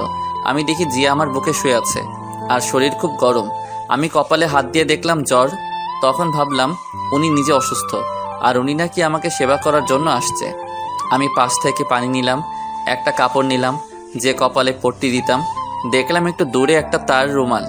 আমি উঠতে গেলাম কিন্তু পারছি না, তাই পানি নিয়ে কপালে মুছে দিলাম। তখনই আমাকে আরো শক্ত করে জড়িয়ে ধরলো আর বলল, আমাকে একটু আদর করো। জিয়া ঘুমাও। জিয়া তখনই আমার ঠোঁটে কিস করতে লাগলো। একসময় আমি নিজেকে কন্ট্রোল করতে পারলাম না। আমি রেসপন্স দিতে লাগলাম। একসময় বুঝতে পারলাম কাজটা ঠিক হচ্ছে না। আমি ছেড়ে দিলাম। ছেড়ে দিয়ে জড়িয়ে ধরে ঘুমিয়ে পড়লাম। সকালে জিয়ার ডাকে ঘুম ভাঙলো। এই ওঠো, ওষুধ খেতে হবে। 10টা বাজে, ওঠো। তোমার জ্বর কমছে? এখন নাই। এরপর আমাকে ধরে বসালো, বসিয়ে কোনো মতে ফ্রেশ হয়ে নিলাম। এরপর আমাকে খাইয়ে দিল। খাবার খেয়ে ওষুধ খেয়ে নিলাম। এইভাবে চলে গেল 15 দিন। ওয়ালাইকুম আসসালাম, কেমন আছো এখন? আলহামদুলিল্লাহ ভালো, আপনি? আলহামদুলিল্লাহ। শোনো, একটা খবর আছে। ভাই বলেন। আজ সন্ধ্যা টিভিতে লাইভ অনুষ্ঠানে উপস্থিত হতে হবে। কোন চ্যানেল? এই চ্যানেলে। ওকে ভাই, সমস্যা নেই। ভাই 2 দিন পর তো তাহিন ভাইয়ের বিয়ে, যাবেন না? আজ সন্ধ্যা যাব। আচ্ছা, আমি প্রোগ্রাম শেষ করে যাব। ঠিক আছে, তোর বাসার সামনে গাড়ি দিয়ে চলে যাবে, রেডি হয়ে থাকিস। জি আচ্ছা। তারপর কল কেটে দিল। আমি শুয়ে শুয়ে ফোন টিপছি। তখনই তাহিন ভাই ফোন দিল। আমি কল ধরলাম। আজ সন্ধ্যা চলে আসবি জিয়াকে নিয়ে। জি ভাই। তুই আসলে গায়ে হলুদ হবে। ঠিক আছে ভাই। জিয়াকে নিয়ে আসবি। আচ্ছা ঠিক আছে, তাছাড়া সেও আসবে। ওকে ঠিক আছে, রাখছি। সময় মতো চলে আসবি, আমায় যাতে ফোন দিতে না হয়। ওকে। আমি কল কেটে দিলাম। কল কেটে রহিম চাচাকে ডাক দিলাম। একটু পর রহিম চাচা আসলো। আমি বললাম, চাচা আমার বাইকটার কি অবস্থা? আমি জানতাম, তাই আমি মেকানিক দিয়ে আগে ঠিক করে রেখেছি। বাহ, তাই নাকি চাচা? তুমি আসো, খেয়ে নাও। তা খাইছো? আচ্ছা ঠিক আছে, যাও, আমি আসছি। আমি বাইক মেকানিক জনিকে ফোন দিলাম। কিছুক্ষণ পর কল ধরলো। Hello Johnny. ভাই আমার বাসায় এসে বাইকটা নিয়ে যা আর ঠিক করে রাখ, আমি রাতে এসে নিয়ে যাব। ভাই সব ঠিক করা আছে, রহিম চাচা নিয়ে আসছিল। তবুও আর একটু চেক করে রাখ। আর তোর দোকানে ভালো মানের হেলমেট আছে, যাতে ফেস না দেখা যায়। ভাই আছে, এখনই আসছি। আর বাইক নিতে হবে না, আমি আপনার বাসায় এসে চেক করে দিচ্ছি। আচ্ছা ঠিক আছে, আসার সময় ভালো হেলমেট নিয়ে আসবি। ঠিক আছে ভাই। এখনই চলে আয়। আমি কল কেটে দিলাম। কল কেটে টেবিলে গেলাম খাবার খেতে। তখন রহিম চাচা বলল, শাহরিয়ার গোসল করে খাবার খেতে আসো, দুপুর হয়ে গেছে। ঠিক বলছো। যাও তাহলে। আমি এসে গোসল করতে গেলাম। কিছুক্ষণ পর গোসল করলাম। গোসল করে এসে খাবার খেয়ে নিলাম। তখনই কলিং বেল বাজালো। চাচা গিয়ে দরজা খুলে দিল। আমি তাকিয়ে দেখি জনি আসছে, হাতে একটা হেলমেট, কভারে মোড়ানো। আমি বললাম, জনি হেলমেটটা রেখে বাইকটা দেখ। ঠিক আছে। এই বলে জনি আমার কাছে হেলমেটটা রেখে বাইক চেক করতে চলে গেল। আমি খাবার শেষ করে হেলমেটটা দেখতে লাগলাম। হেলমেটটা খুব পছন্দ হয়েছে। তখনই জিয়া কল দিল। আমি সাথে সাথে কল রিসিভ করলাম। ওই কল দাও নাই কেন? বিজি ছিলাম জান, আর আমি এখনই কল দিলাম। ওষুধ খেয়েছো? না, মাত্র খাবার খেলাম। শোনো না। বলো। তাহিন ভাইয়ের বিয়ে, তাই ময়মনসিংহ যেতে হবে। তুমিও যাবা? কিন্তু সেখানে তো অনেক লোক থাকবে। জানো না কি পরে যাবা? ঠিক আছে। শোন, বাইক নিয়ে যাব। কি বলো? না, একদম না। আরে কিচ্ছু হবে না। তবু প্লিজ না। আরে রাতে বাস পাবা না, আর ট্রেনও নেই। ঠিক আছে। আমি ফোন দিলে বের হয়ে আসবা। আমি তোমার হোস্টেলের সামনে আসবো, রেডি হয়ে থাকবা। আচ্ছা রাখি তাহলে, আল্লাহ হাফেজ। আল্লাহ হাফেজ। এরপর কল কেটে দিলাম। কল কেটে দিয়ে বাহিরে আসলাম। এসে দেখি জনি বাইক চেক করছে। আমি গিয়ে বললাম, কি রে, হয়েছে নাকি? ভাই হয়েছে, ব্রেকটা কম ছিল, এখন ঠিক করে দিয়েছি, সমস্যা নেই। তা কত হলো? ভাই আপনি দিয়েন। আমি পকেট থেকে 5,000 টাকা দিলাম। আমি বললাম, দেখো চলবে নাকি আরো লাগবে? চলবে ভাই। এরপর জনি চলে গেল।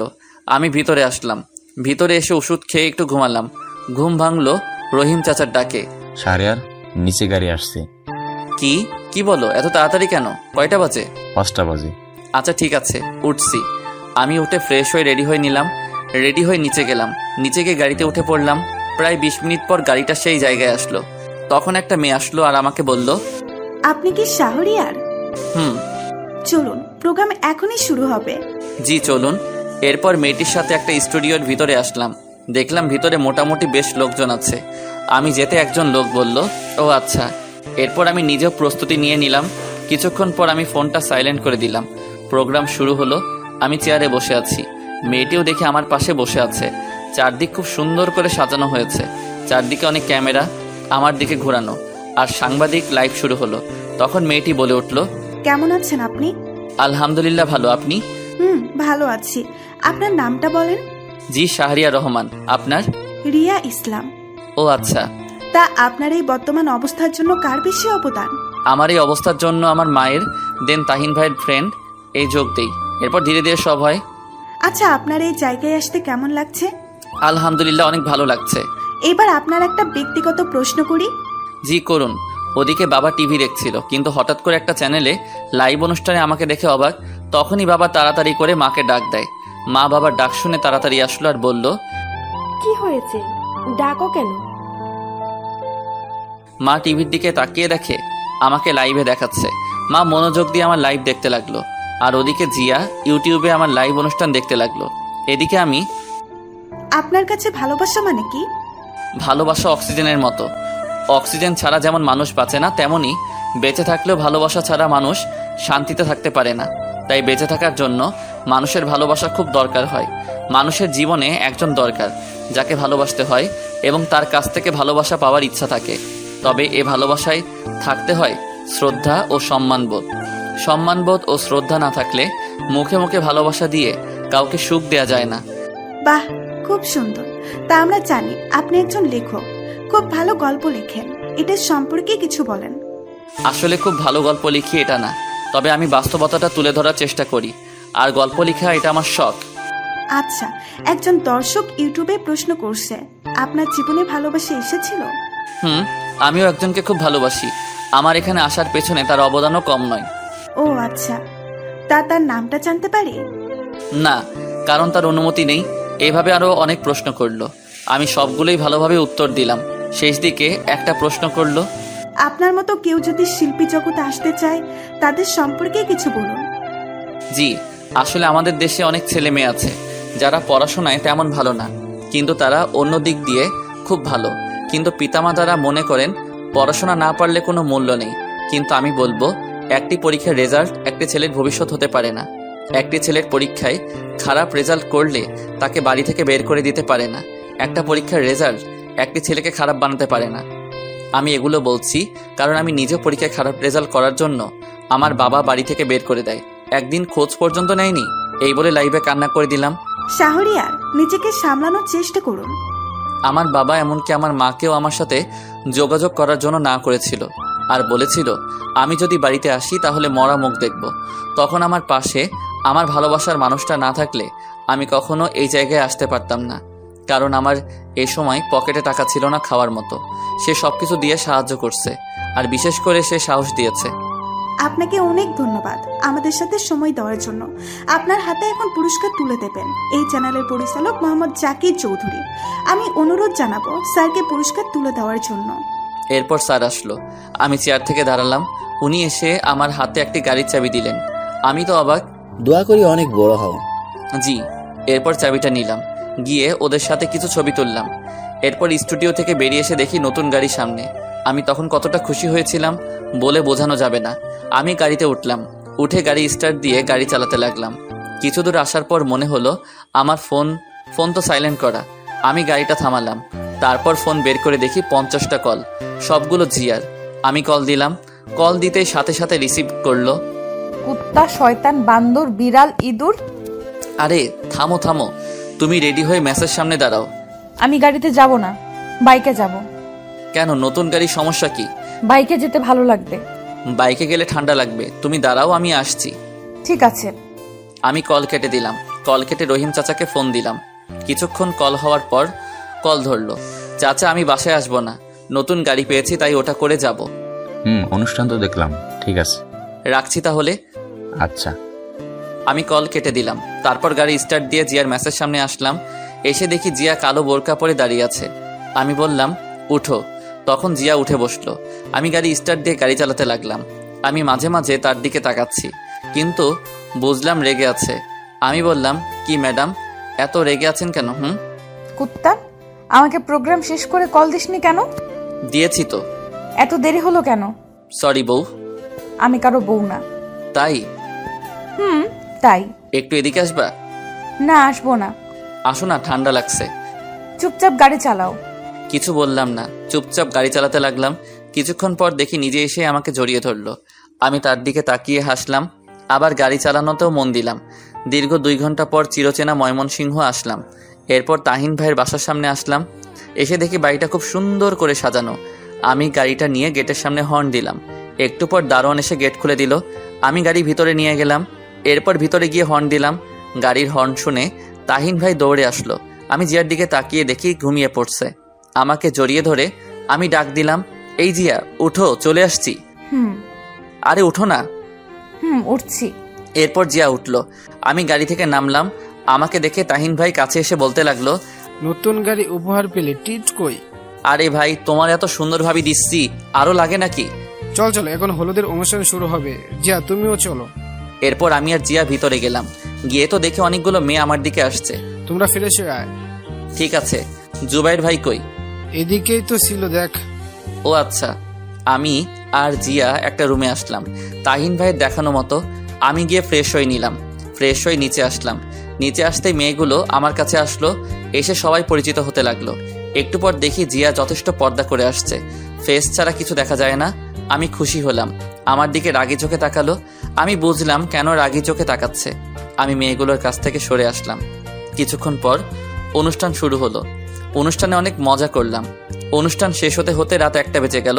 তাহিন ভাই বলল, শাহরিয়ার, তুই আমার সাথে থাকবি, আর জিয়া অন্য রুমে থাকবে, সাথে থাকবে আমার ভাবির সাথে। ঠিক আছে। আয়। আমি তাহিন ভাইয়ের সাথে চলে আসলাম। আসার সময় জিয়ার দিকে তাকালাম, দেখে একটু অসুস্থ মনে হলো। আমি রুমে এসে জিয়াকে মেসেজ দিলাম। একটু পর জিয়া মেসেজ দিল, রুমে আসছো? আসছি। ঘুমাও তাহলে। খুব মাথা ব্যথা করছে। কেন? জানি না। আমি কি আসবো? না, দরকার নেই। তুমি কি একা? না, একটা মেয়ে আছে। ও আচ্ছা, এটা হলো জুবাইর ভাইয়ের বউ। তুমি কিভাবে চিনো? তাহিন ভাই বলছে। ও আচ্ছা, ঘুমাই তাহলে। আসার সময় আমি ঘুমিয়ে পড়লাম। আপু, আপনি কি জুবাইর ভাইয়ের স্ত্রী? জি আপু। ও আচ্ছা, শাহরিয়ারকে চেনেন? চিনি তো, জুবাইরের কাছে শুনেছি, কিন্তু কথা বলা হয়নি। ও আচ্ছা। তুমি কি অসুস্থ? না, ঠিক তা না, মাথা ব্যথা করছে। ও আচ্ছা, টেবিলের ড্রয়ারে দেখো, মাথা ব্যথার ওষুধ থাকতে পারে। জি, দেখছি। এই আমাকে জুবাইর মেসেজ করে ডাকছে তার রুমে যেতে। তুমি একা থাকতে পারবে তো? জি, সমস্যা নেই। ঠিক আছে, যাচ্ছি। ওদিকে জিয়া, এরপর উনি চলে গেল। জিয়া ড্রয়ারে ওষুধ খুঁজতে লাগলো। অনেকগুলো ওষুধ, ওখান থেকে একটি ওষুধ বের করলো। তখনই কারেন্ট চলে গেল। জিয়া ফোন খুঁজে পাচ্ছে না, তাই বাইরের হালকা আলোয় ওখান থেকে একটা ওষুধ নিয়ে টেবিলের উপর থেকে পানি নিয়ে নিল। একটু পর কারেন্ট চলে আসলো। জিয়া লাইটটা বন্ধ করে এরপর শুয়ে পড়ল। তারপর বালিশের কাছে হাত দিয়ে দেখে তার ফোন। সে ওখানে ফোন রেখে ঘুমানোর চেষ্টা করলো, কিন্তু 20 মিনিট পর থেকে তার শরীরে অন্যরকম ফিলিংস কাজ করতে লাগলো। যখন খুব খারাপ লাগতে লাগলো তখন আমাকে ফোন দিল। এদিকে আমি ঘুমিয়ে পড়ছি, কিন্তু কলের শব্দে ঘুমটা ভেঙে গেল। আমি ঘুম ঘুম চোখে কল রিসিভ করলাম। হ্যালো। একটু আমার রুমে আসো তো। কেন? উফ, আসো তো, পারছি না। ভাবি না ছিল? চলে গেছে, প্লিজ আসো। আমি উঠে জিয়ার রুমে চলে আসলাম। এসে দেখি দরজা খোলা। আমি ভিতরে আসলাম, তখনই জিয়া এসে দরজা বন্ধ করে আমাকে বিছানায় ধাক্কা দিয়ে ফেলে দিল। আমি কিছুই বুঝতে পারছি না। আমি বললাম, জিয়া তুমি ঠিক আছো? একদম ঠিক। এবার আমাকে আদর করবা। মানে কি বলছো? আমাদের এখনো বিয়ে হয়নি। হয়নি, হবে তো। এই বলে আমার ঠোঁটে কিস করলো। প্রায় 10 মিনিট পর ছাড়লো। আমি জিয়াকে অনেক বাধা দেওয়ার চেষ্টা করছি, কিন্তু কিছুতেই পারছি না। এক সময় নিজেকে আর কন্ট্রোল করতে পারলাম না। আমিও তাকে আদর করতে লাগলাম। ফজরের সময় জিয়া আমাকে ডাকতে লাগলো। আমি ঘুম ঘুম চোখে বললাম, কি? আমি অনুভব করলাম আমাদের শরীরে কোনো কাপড় নেই। আমি তার উপর শুয়ে আছি, উপরে কম্বল জড়ানো। আসলে দোষটা আমার ছিল না। তখনই জিয়া আমাকে থাপ্পড় মারলো। আমি উঠে কাপড় পরতে লাগলাম। তাড়াতাড়ি করে কাপড় পরে দেখি জিয়া কম্বল জড়িয়ে কান্না করছে আর বলতে লাগলো, আমি কখনো ভাবিনি তুই এমনটা করবি। বিশ্বাস কর, দোষটা আমার ছিল না। চুপ, তুই কোনো কথা বলবি না, আর কখনো সামনে আসবি না। একটু বোঝার চেষ্টা কর। তুই এখন চলে যা আমার সামনে থেকে, আর কখনো আমার সামনে আসবি না, প্লিজ।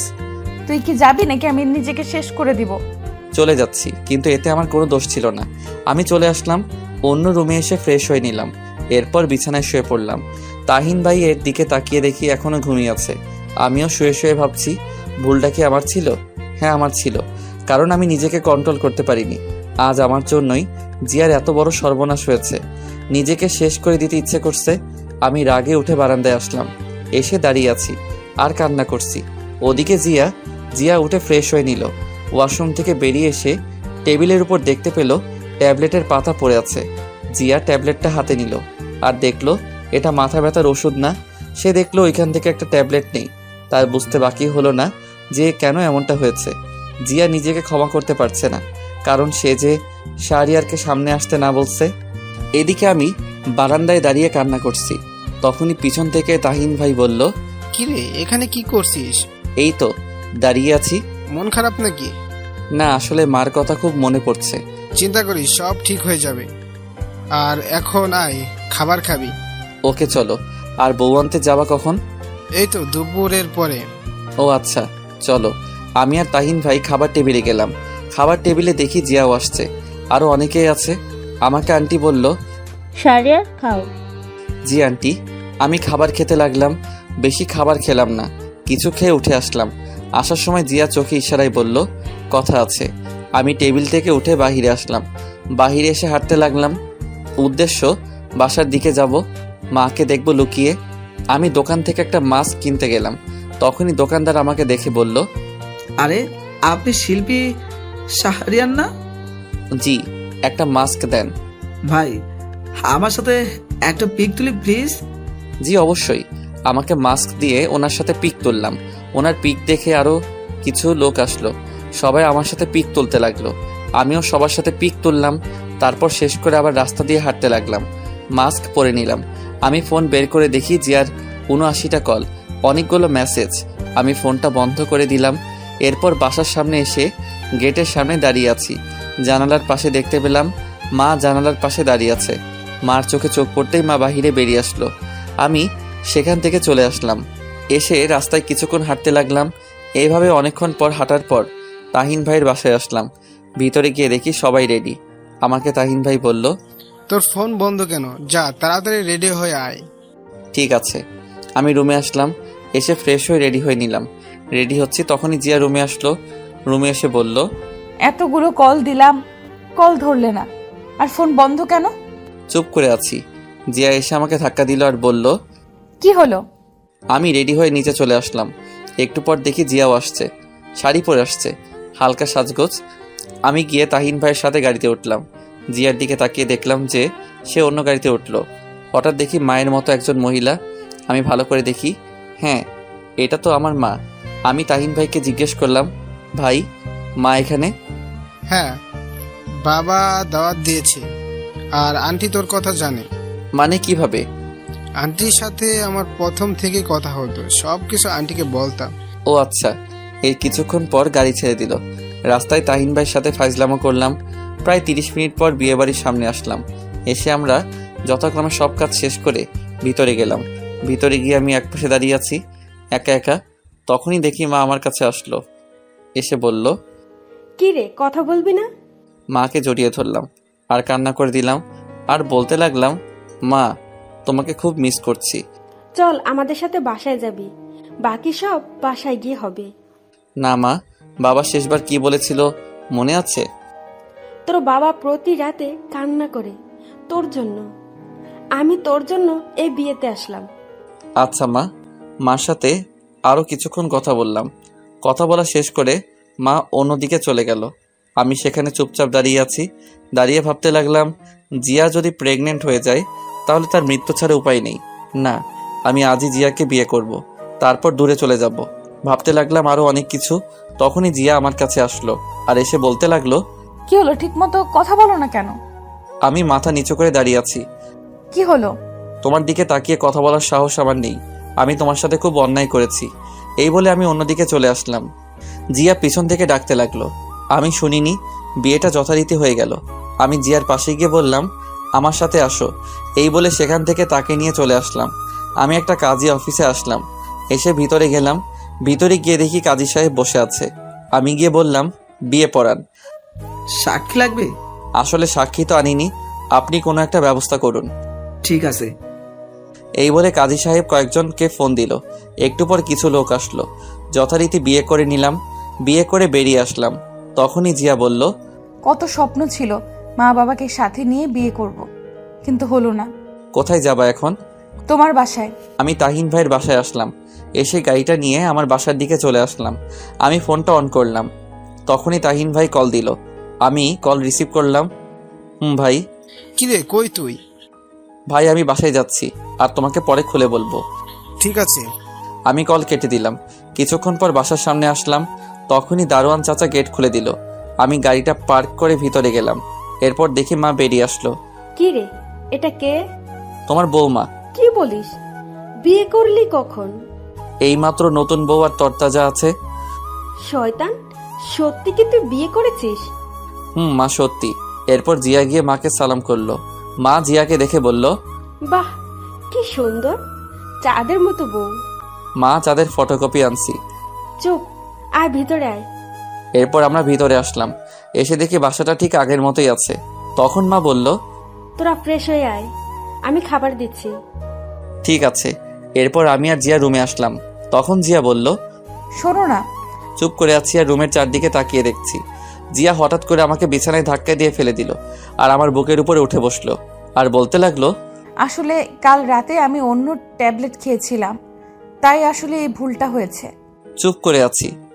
সরি বললাম তো। ও আচ্ছা। মাফ করে দাও প্লিজ। আমি ফ্রেশ হতে যাব। আগে বলো মাফ করছো। এবার যাও। ফ্রেশ হয়ে খাবার টেবিলে চলে গেলাম। খাবার খাচ্ছি। একটু পর জিয়াও আসলো। সে এসে খেতে লাগলো। আমি চুপচাপ খাবার শেষ করে বাহিরে চলে আসলাম। বাহিরে এসে দেখি সন্ধ্যা হয়ে গেছে, তাই পুরনো সেই আড্ডায় গেলাম। গিয়ে দেখি সানি বসে আছে। আমাকে দেখে সানি বলল, দোস্ত তুই এতদিন পরে? আমি জড়িয়ে ধরলাম। এরপর বললাম, কেমন আছিস? দোস্ত অনেক ভালো। চল বসি। চল। এরপর আমরা বসলাম। বসে বললাম, তা কি করিস এখন? কিছু না, বেকার। কি বলিস? তুই এত বড় একজন শিল্পী, তোর মতো ভাগ্য কি আমার আছে? শালা কি বলিস? মানুষ চেষ্টা করলে সবই পারে। জানিস বাবা অসুস্থ, চাকরি দরকার। আমি আছি, তা আমার সাথে কাজ করতে পারবি তো নাকি? পারবো। তুই তো ভালো ছবি আর এডিটিং পারিস, ভালোই হলো। কেন, কি হয়েছে? আমার সাথে কাজ করবি। আর সিয়াম কই? ও চাকরি পেয়েছে, সে এখন চট্টগ্রাম আছে। ও আচ্ছা। তা তোর গান তো সব জায়গায় ভাইরাল। সবটাই কষ্টের ফসল। এরকম আরো কথা বলতে লাগলাম। কথা বলতে বলতে কখন যে রাত 10টা বেজে গেল বুঝতে পারিনি। আমি সানিকে বিদায় দিলাম আর আমার নাম্বারটা দিলাম। এরপর বাসায় আসলাম। বাসায় এসে কলিং বেল দিলাম। একটু পর বাবা দরজা খুলে দিল। বাবা আমাকে দেখেই জড়িয়ে ধরলো আর বলতে লাগলো, আমাকে ক্ষমা করে দে বাবা। বাবা এসব কি বলছো? তুমি যদি এটা না করতে তাহলে আমি আজ এখানে আসতে পারতাম না। তোর খুব কষ্ট হয়েছে না রে? না, এসব বাদ দাও আর পুরনো কথা ভুলে যাও। তখনই মা আসলো। মা এসে বলল, কি রে এতক্ষণ কই ছিলি? মা বাহিরে ছিলাম। আয় খেতে বস, তোর জন্য জিয়াও এখনো খায়নি। ও আচ্ছা। এরপর আমি খাবার টেবিলে আসলাম। এসে দেখি জিয়া খাবার দিচ্ছে। আমি চুপচাপ তার দিকে না তাকিয়ে খেতে লাগলাম। জিয়া আমার দিকে তাকিয়ে আছে, আমি তবুও তাকালাম না। খাবার খাচ্ছি, তখনই ফোন আসলো। আমি ফোনটা ধরলাম। দেখি জুবাইর ভাই ফোন দিচ্ছে। আসসালামু আলাইকুম ভাই। ওয়ালাইকুম আসসালাম। শোন কি বলি। বলেন ভাই। তুই এখনো চলে আয় ঢাকায়। কেন ভাই, আপনি না তাহিন ভাইয়ের বাসায়? আমি বিয়ে শেষ করে সেখান থেকে তোমার ভাবিকে নিয়ে ঢাকায় এসে পড়ি। তুমি এখনো রওনা দাও? কোনো কাজ আছে? তুমি এখন রওনা দাও। কালকে রাঙামাটি যাব, গানের শুটিং। ও আচ্ছা ঠিক আছে, আমি এখনই রওনা দিচ্ছি। আমি কল কেটে দিলাম। এরপর খাবার না খেয়ে উঠে পড়লাম। তখন মা বলল, কি রে উঠে পড়লি কেন? মা ঢাকায় যেতে হবে, কাজ আছে। এখন কেন সকালে যাবি? মা চলো আমার সাথে ঢাকায়, আমার সাথে থাকবা। কিন্তু তোর বাবা কি রাজি হবে? মা, ময়মনসিংহ থাকলে আমার কোনো কাজ হবে না। সেটা তো বুঝতে পারছি, বৌমাকে নিয়ে যাবি নাকি? না মা, আমি আবার কালকে রাঙামাটি যাব, অনেক কাজ। আচ্ছা যা, আর আমি তোর বাবাকে রাজি করাবো যে তোর সাথে থাকার জন্য। ঠিক আছে মা। আমি রুমে আসলাম। রুমে এসে রেডি হচ্ছি। একটু পর জিয়া আসলো। এসে আমাকে বলল, আমাকে নিয়ে যাও, তোমাকে ছাড়া থাকতে কষ্ট হবে। না, তুমি মা বাবার সাথে থাকো আর তোমার মা বাবাকে জানিও আমাদের বিয়ের বিষয়। তা না হয় জানাবো, তোমাকে ছাড়া থাকতে পারবো না। চুপ করে আছি। আগের মতো ভালোবাসো না কেন? চুপ করে আছি। জিয়া আমার পা জড়িয়ে ধরে বলতে লাগলো, আমাকে ক্ষমা করে দাও, অভিমান করে থেকো না, পারলে আমাকে মায়ের দাও, তবুও ভালোবাসাটা কেড়ে নিও না। আমি তাকে উঠালাম আর বললাম, অনেক আগেই ক্ষমা করে দিয়েছি, আমি যাচ্ছি। জিয়া কান্না করছে। বেরিয়ে আসলাম। রুম থেকে এসে মাকে বললাম, মা তুমি জিয়ার কাছ থেকে নাম্বার নিয়ে তার মা বাবাকে জানিও আমি গেলাম। ঠিক আছে, সাবধানে যাবি। সাবধানে যাবি। এই বলে বেরিয়ে আসলাম। এসে গাড়ি স্টার্ট দিলাম। এরপর গাড়ি নিয়ে সানির বাসার সামনে আসলাম। এসে সানিকে ফোন দিলাম। সানি কিছুক্ষণ পর আমার ফোন ধরলো। হ্যালো সানি। বল। তুই রেডি হয়ে গেটের সামনে আয়, আমি দাঁড়িয়ে আছি। কেন? আমার সাথে ঢাকায় যাবি। কিন্তু মা কি যেতে দিবে? ওকে, আমি ভিতরে আসছি। আমি কল কেটে দিলাম। তারপর গাড়ি থেকে নেমে সানির বাসার ভিতরে গেলাম। ভিতরে গিয়ে কলিং বেল দিতেই সানি এসে দরজা খুলে দিল। আমি ভিতরে গেলাম। ভিতরে গিয়ে বললাম, আন্টি কোথায়? ওই রুমে। আয় আমার সাথে। আমি আন্টির রুমে গেলাম। গিয়ে দেখে আন্টি বসে আছে। আমি গিয়ে সালাম দিলাম। আরে শাহরিয়ার যে, বস বাবা। আন্টি ভালো আছেন? ভালো, তুমি? জি আলহামদুলিল্লাহ ভালো। তুমি তো অনেক বড় শিল্পী। আন্টি, সানিকে আমার সাথে ঢাকায় নিয়ে যেতে চাচ্ছি, আর সবে আপনাদের দোয়া। যাও, তবে ছেলেটাকে দেখে রেখো। জি আন্টি। এরপর আমি সানিকে বললাম রেডি হতে। সানি রেডি হতে গেল। আমি আন্টির সাথে গল্প করতে লাগলাম। বেশ কিছুক্ষণ পর সানি রেডি হয়ে আসলো। এরপর আন্টিকে বিদায় দিয়ে চলে আসলাম। তারপর আমরা গাড়িতে উঠে পড়লাম। প্রায় 3 ঘন্টা পর ঢাকায় আসলাম। আমার বাসার সামনে এসে রহিম চাচাকে ফোন দিলাম। 3 বা 4টা কল দেওয়ার পর কল ধরলো। আমি বললাম, চাচা গেট খুলো। ঠিক আছে দাঁড়াও। একটু পর চাচা এসে গেট খুলে দিল আর আমাকে বলল, এত রাতে কেন? আর বলো না, কাল সকালে রাঙামাটি যাব। ও আচ্ছা। আমি গিয়ে গাড়ি পার্ক করে সানিকে নিয়ে ভিতরে গেলাম। ভিতরে গিয়ে ফ্রেশ হয়ে নিলাম। এরপর সানিও ফ্রেশ হয়ে নিল। আমি ঘড়ির দিকে তাকিয়ে দেখি 3টা 20 বেজে গেছে। তাই ভাবলাম এখন যদি ঘুমিয়ে পড়ি তাহলে সকালে উঠতে পারবো না। আমি সানিকে বললাম, তুই ঘুমিয়ে পড়, আমি একটু কম্পিউটারে এডিট করি। আরে না, এখন আর ঘুম আসবে না। কি এডিট করবি? এই তো আগের একটা গানের ভিডিও। আমি এডিট করি। ঠিক আছে, তাহলে তুই কর, আমি গল্প লিখি। এরপর সানি এডিট করতে লাগলো। আমি রহিম চাচাকে ডাক দিয়ে বললাম, চাচা 2 কাপ কফি দিতে পারবা? আনছি। চাচা কফি আনতে গেল, আমি গল্প লিখতে লাগলাম। বিছানায় বসে একটু পর চাচা কফি বানিয়ে আনলো। আমি বললাম, চাচা তুমি গিয়ে ঘুমিয়ে পড়ো। ঠিক আছে। এরপর চাচা চলে গেল। আমি গল্প লিখতে লাগলাম। গল্প লিখতে লিখতে কখন যে ফজরের আজান দিয়ে দিল বুঝতে পারিনি। এরপর আমি আর সানি মসজিদে গিয়ে নামাজ পড়ে নিলাম। নামাজ শেষ করে রুমে এসে দেখি জুবাইর ভাই কল দিছে। আমি কল ধরলাম। হ্যালো ভাই, গুড মর্নিং। Good morning. তুমি এই জায়গায় চলে আস, আমরা দাঁড়িয়ে আছি। ঠিক আছে ভাই। এরপর কল কেটে দিয়ে নাস্তা করে আমি আর সানি ওই জায়গায় গেলাম। দেখি ওরা গাড়িতে বসে আছে। আমি তাদের কাছে গেলাম। তখন জুবাইর ভাই বলল, শাহরিয়ার এটা কে? ভাই এটা আমার বন্ধু, আর সে ভালো এডিটিং পারে, আজ থেকে আমাদের সাথে কাজ করবে। ঠিক আছে, উঠে পড়। এরপর আমি আর সানি গাড়িতে উঠে পড়লাম। গাড়ি তা আপন গতিতে চলতে লাগলো। আমরা 13 জন আছি সবাই মিলে। তখন আমার ফোনে জিয়া কল দিল। আমি কল ধরলাম। আসসালামু আলাইকুম। ওয়ালাইকুম আসসালাম। তুই আমাকে ঠিক মতো সময় দিস না কেন? বিজি ছিলাম। কুত্তা, তোরে যদি আমি হাতের কাছে পাই তাহলে কি যে করবো সেটা দেখা যাবে। শোন, মা বাবা আজ এই বাসায় আসবে আর সব মেনে নিয়েছে। ও আচ্ছা, আর বাবা মা কি রাজি হয়েছে ঢাকায় আসার জন্য? রাজি হয়েছে। ও আচ্ছা, তারা কখন আসবে? একটু পরেই। ও আচ্ছা। রেগে আছো? না। তাহলে মুখের রস নাই? না, নাই। আমার মা ছোটবেলায় মধু দেয়নি তাই। কুত্তা, তোরে আমি আমার বিয়ে হয়েছে আর এখন পর্যন্ত তোকে কাছে পাইনি। দরকার নাই তো কাছে পাওয়ার। কেন, আমার কি ভালোবাসতে মন চায় না? ও তাই নাকি? আমি কি আবার ওইসব ট্যাবলেট খাবো কি না? আরে না না, প্লিজ, আমি তো নাই। তোকে লাগবে না কুত্তা। আমি এই কাজটা শেষ হলেই চলে আসবো। কতদিন লাগবে? 7 দিন লাগবে। জিয়ার সাথে আরো কিছুক্ষণ কথা বলতে লাগলাম। কথা বলা শেষ করে সবাই মিলে আড্ডা দিতে দিতে সন্ধ্যায় রাঙামাটি পৌঁছালাম। এরপর সবাই হোটেলে গিয়ে রেস্ট নিতে লাগলাম। রেস্ট নিয়ে কিছুক্ষণ সবার সাথে আড্ডা দিয়ে রাতের খাবার খেয়ে ঘুমিয়ে পড়লাম। সকালে ঘুম থেকে উঠে শুটিংয়ে কাজ করতে লাগলাম। ওদিকে কয়েকদিন পর জিয়া আর মা বাবা ঢাকায় আসলো। বেশ কিছুদিন পর দুপুরে ব্যাগ গোছাচ্ছি, তখনই জিয়া ফোন দিল। ওই, আজ 9 দিন হয়ে গেল, আসবা না? আসবো, আজকে রওনা দিব। জিয়া কি হয়েছে? তখনই লাইন কেটে গেল। আমি অস্থির হয়ে পড়লাম। আমি মায়ের ফোনে কল দিলাম, মা কল ধরছে না। আমি বেশ কয়েকটা কল দিলাম। এরপর রহিম চাচাকে কল দিলাম। 2টা কল হতেই কল ধরলো। চাচা, জিয়ার কি হয়েছে? মাথা ঘুরে পড়ে গেছে। কি বলো? তাড়াতাড়ি তুমি ডাক্তার ডাকো আর আমাকে জানাও। ঠিক আছে। এরপর আমি কল কেটে দিলাম। আমি জুবাইর ভাইয়ের কাছে গিয়ে বললাম, ভাই আমি ফ্লাইটে যাব, জরুরি দরকার। কেন, কি হয়েছে? ভাই জিয়া মাথা ঘুরে পড়ে গেছে। ঠিক আছে, যা, আমরাও আসছি। ওকে। এরপর ভাইয়ের কাছ থেকে কিছু টাকা নিলাম। এরপর ব্যাগ নিয়ে বেরিয়ে পড়লাম। প্রায় অনেকক্ষণ পর ঢাকায় আসলাম। আস্তে আস্তে প্রায় রাত হয়ে গেছে। আমি এসে কলিং বেল দিলাম। কিছুক্ষণ পর চাচা এসে দরজা খুলে দিল। চাচা, এখন কি অবস্থা? এখন ভালো। আরেকটা খুশির খবর আছে। কি? আগে ভিতরে যাও। আমি ভিতরে আসলাম। তারপর আমার রুমে গিয়ে দেখি জিয়ার পাশে মা বসে আছে। আমাকে দেখে মা বলল, শাহরিয়ার তুই বস, আমি তোর জন্য খাবার নিয়ে আসছি। মা, জিয়ার কি হয়েছে বলো? মুস্কি হাসতে হাসতে বাহিরে চলে গেল।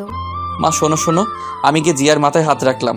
তখনই জিয়া বলল, ওই ফ্রেশ হয়ে আস, আমার কিছু হয়নি, আর একটা সারপ্রাইজ আছে। কি বলো? আগে যাও। আচ্ছা। এরপর আমি ড্রেস চেঞ্জ করে ফ্রেশ হয়ে নিলাম। তারপর এসে দেখি মা খাবার নিয়ে আসছে। মা, তুমি খাবার নিয়ে আসছো কেন? আমি তো নিচে যেতাম। তোর জন্য আনিনি। তাহলে কার জন্য? আমার মেয়ের জন্য। কি বলো? আমার তো খুব খিদে পেয়েছে। তুই যা, আমি আসছি। এই বলে মা জিয়াকে মুখে তুলে খাইয়ে দিতে লাগলো। আমি নিচে আসলাম। এসে দেখি টেবিলে বাবা বসে আছে। আসসালামু আলাইকুম বাবা। আসসালামু আলাইকুম বস। আমি বসলাম। তার কাজ কেমন চলছে? এই তো আলহামদুলিল্লাহ। তোমার? ময়মনসিং ভালো ছিল? তো কাউকে চিনি না, তাই ভাবছি আমি চলে যাব। না, তোমার কিছু করতে হবে না। আরে সেখানে আমার কত বন্ধু, আমি থাকতে পারবো না। ঠিক আছে, তোমার যেমন ইচ্ছে। তুই বৌমাকে নিয়ে এখানে থাক। ঠিক আছে। এরপর বাবার সাথে কথা বলতে লাগলাম। একটু পর মা আসলো, এসে আমাদের খাবার দিল। আমি খাবার খেয়ে রুমে আসলাম। এসে দরজা বন্ধ করে লাইট বন্ধ করলাম, বিছানায় এসে শুয়ে পড়লাম। তখনই জিয়া আমার বুকে আসলো। আমি বললাম, এবার বলো। বলবো। আরে বল না। তখনই জিয়া আমার কানের কাছে এসে বলল, তুমি বাবা হতে যাচ্ছ। কি সত্যি? তুমি খুশি হয়েছো? খুশি মানে ভীষণ। এবার হবে নাকি? হবে মানে খেলা হবে। এই বলে আমি জিয়ার ঠোঁটে ঠোঁট ডুবিয়ে দিলাম আর আদর করতে লাগলাম। 1.5 বছর পর সকালে আমি আমার মেয়েকে নিয়ে শুয়ে আছি। তখনই আমার মেয়ে হিয়া কান্না করতে লাগলো। আমি জিয়াকে ডাক দিলাম, এই জিয়া, হিয়া কান্না করছে। আসছি। তখনই জিয়া আসলো।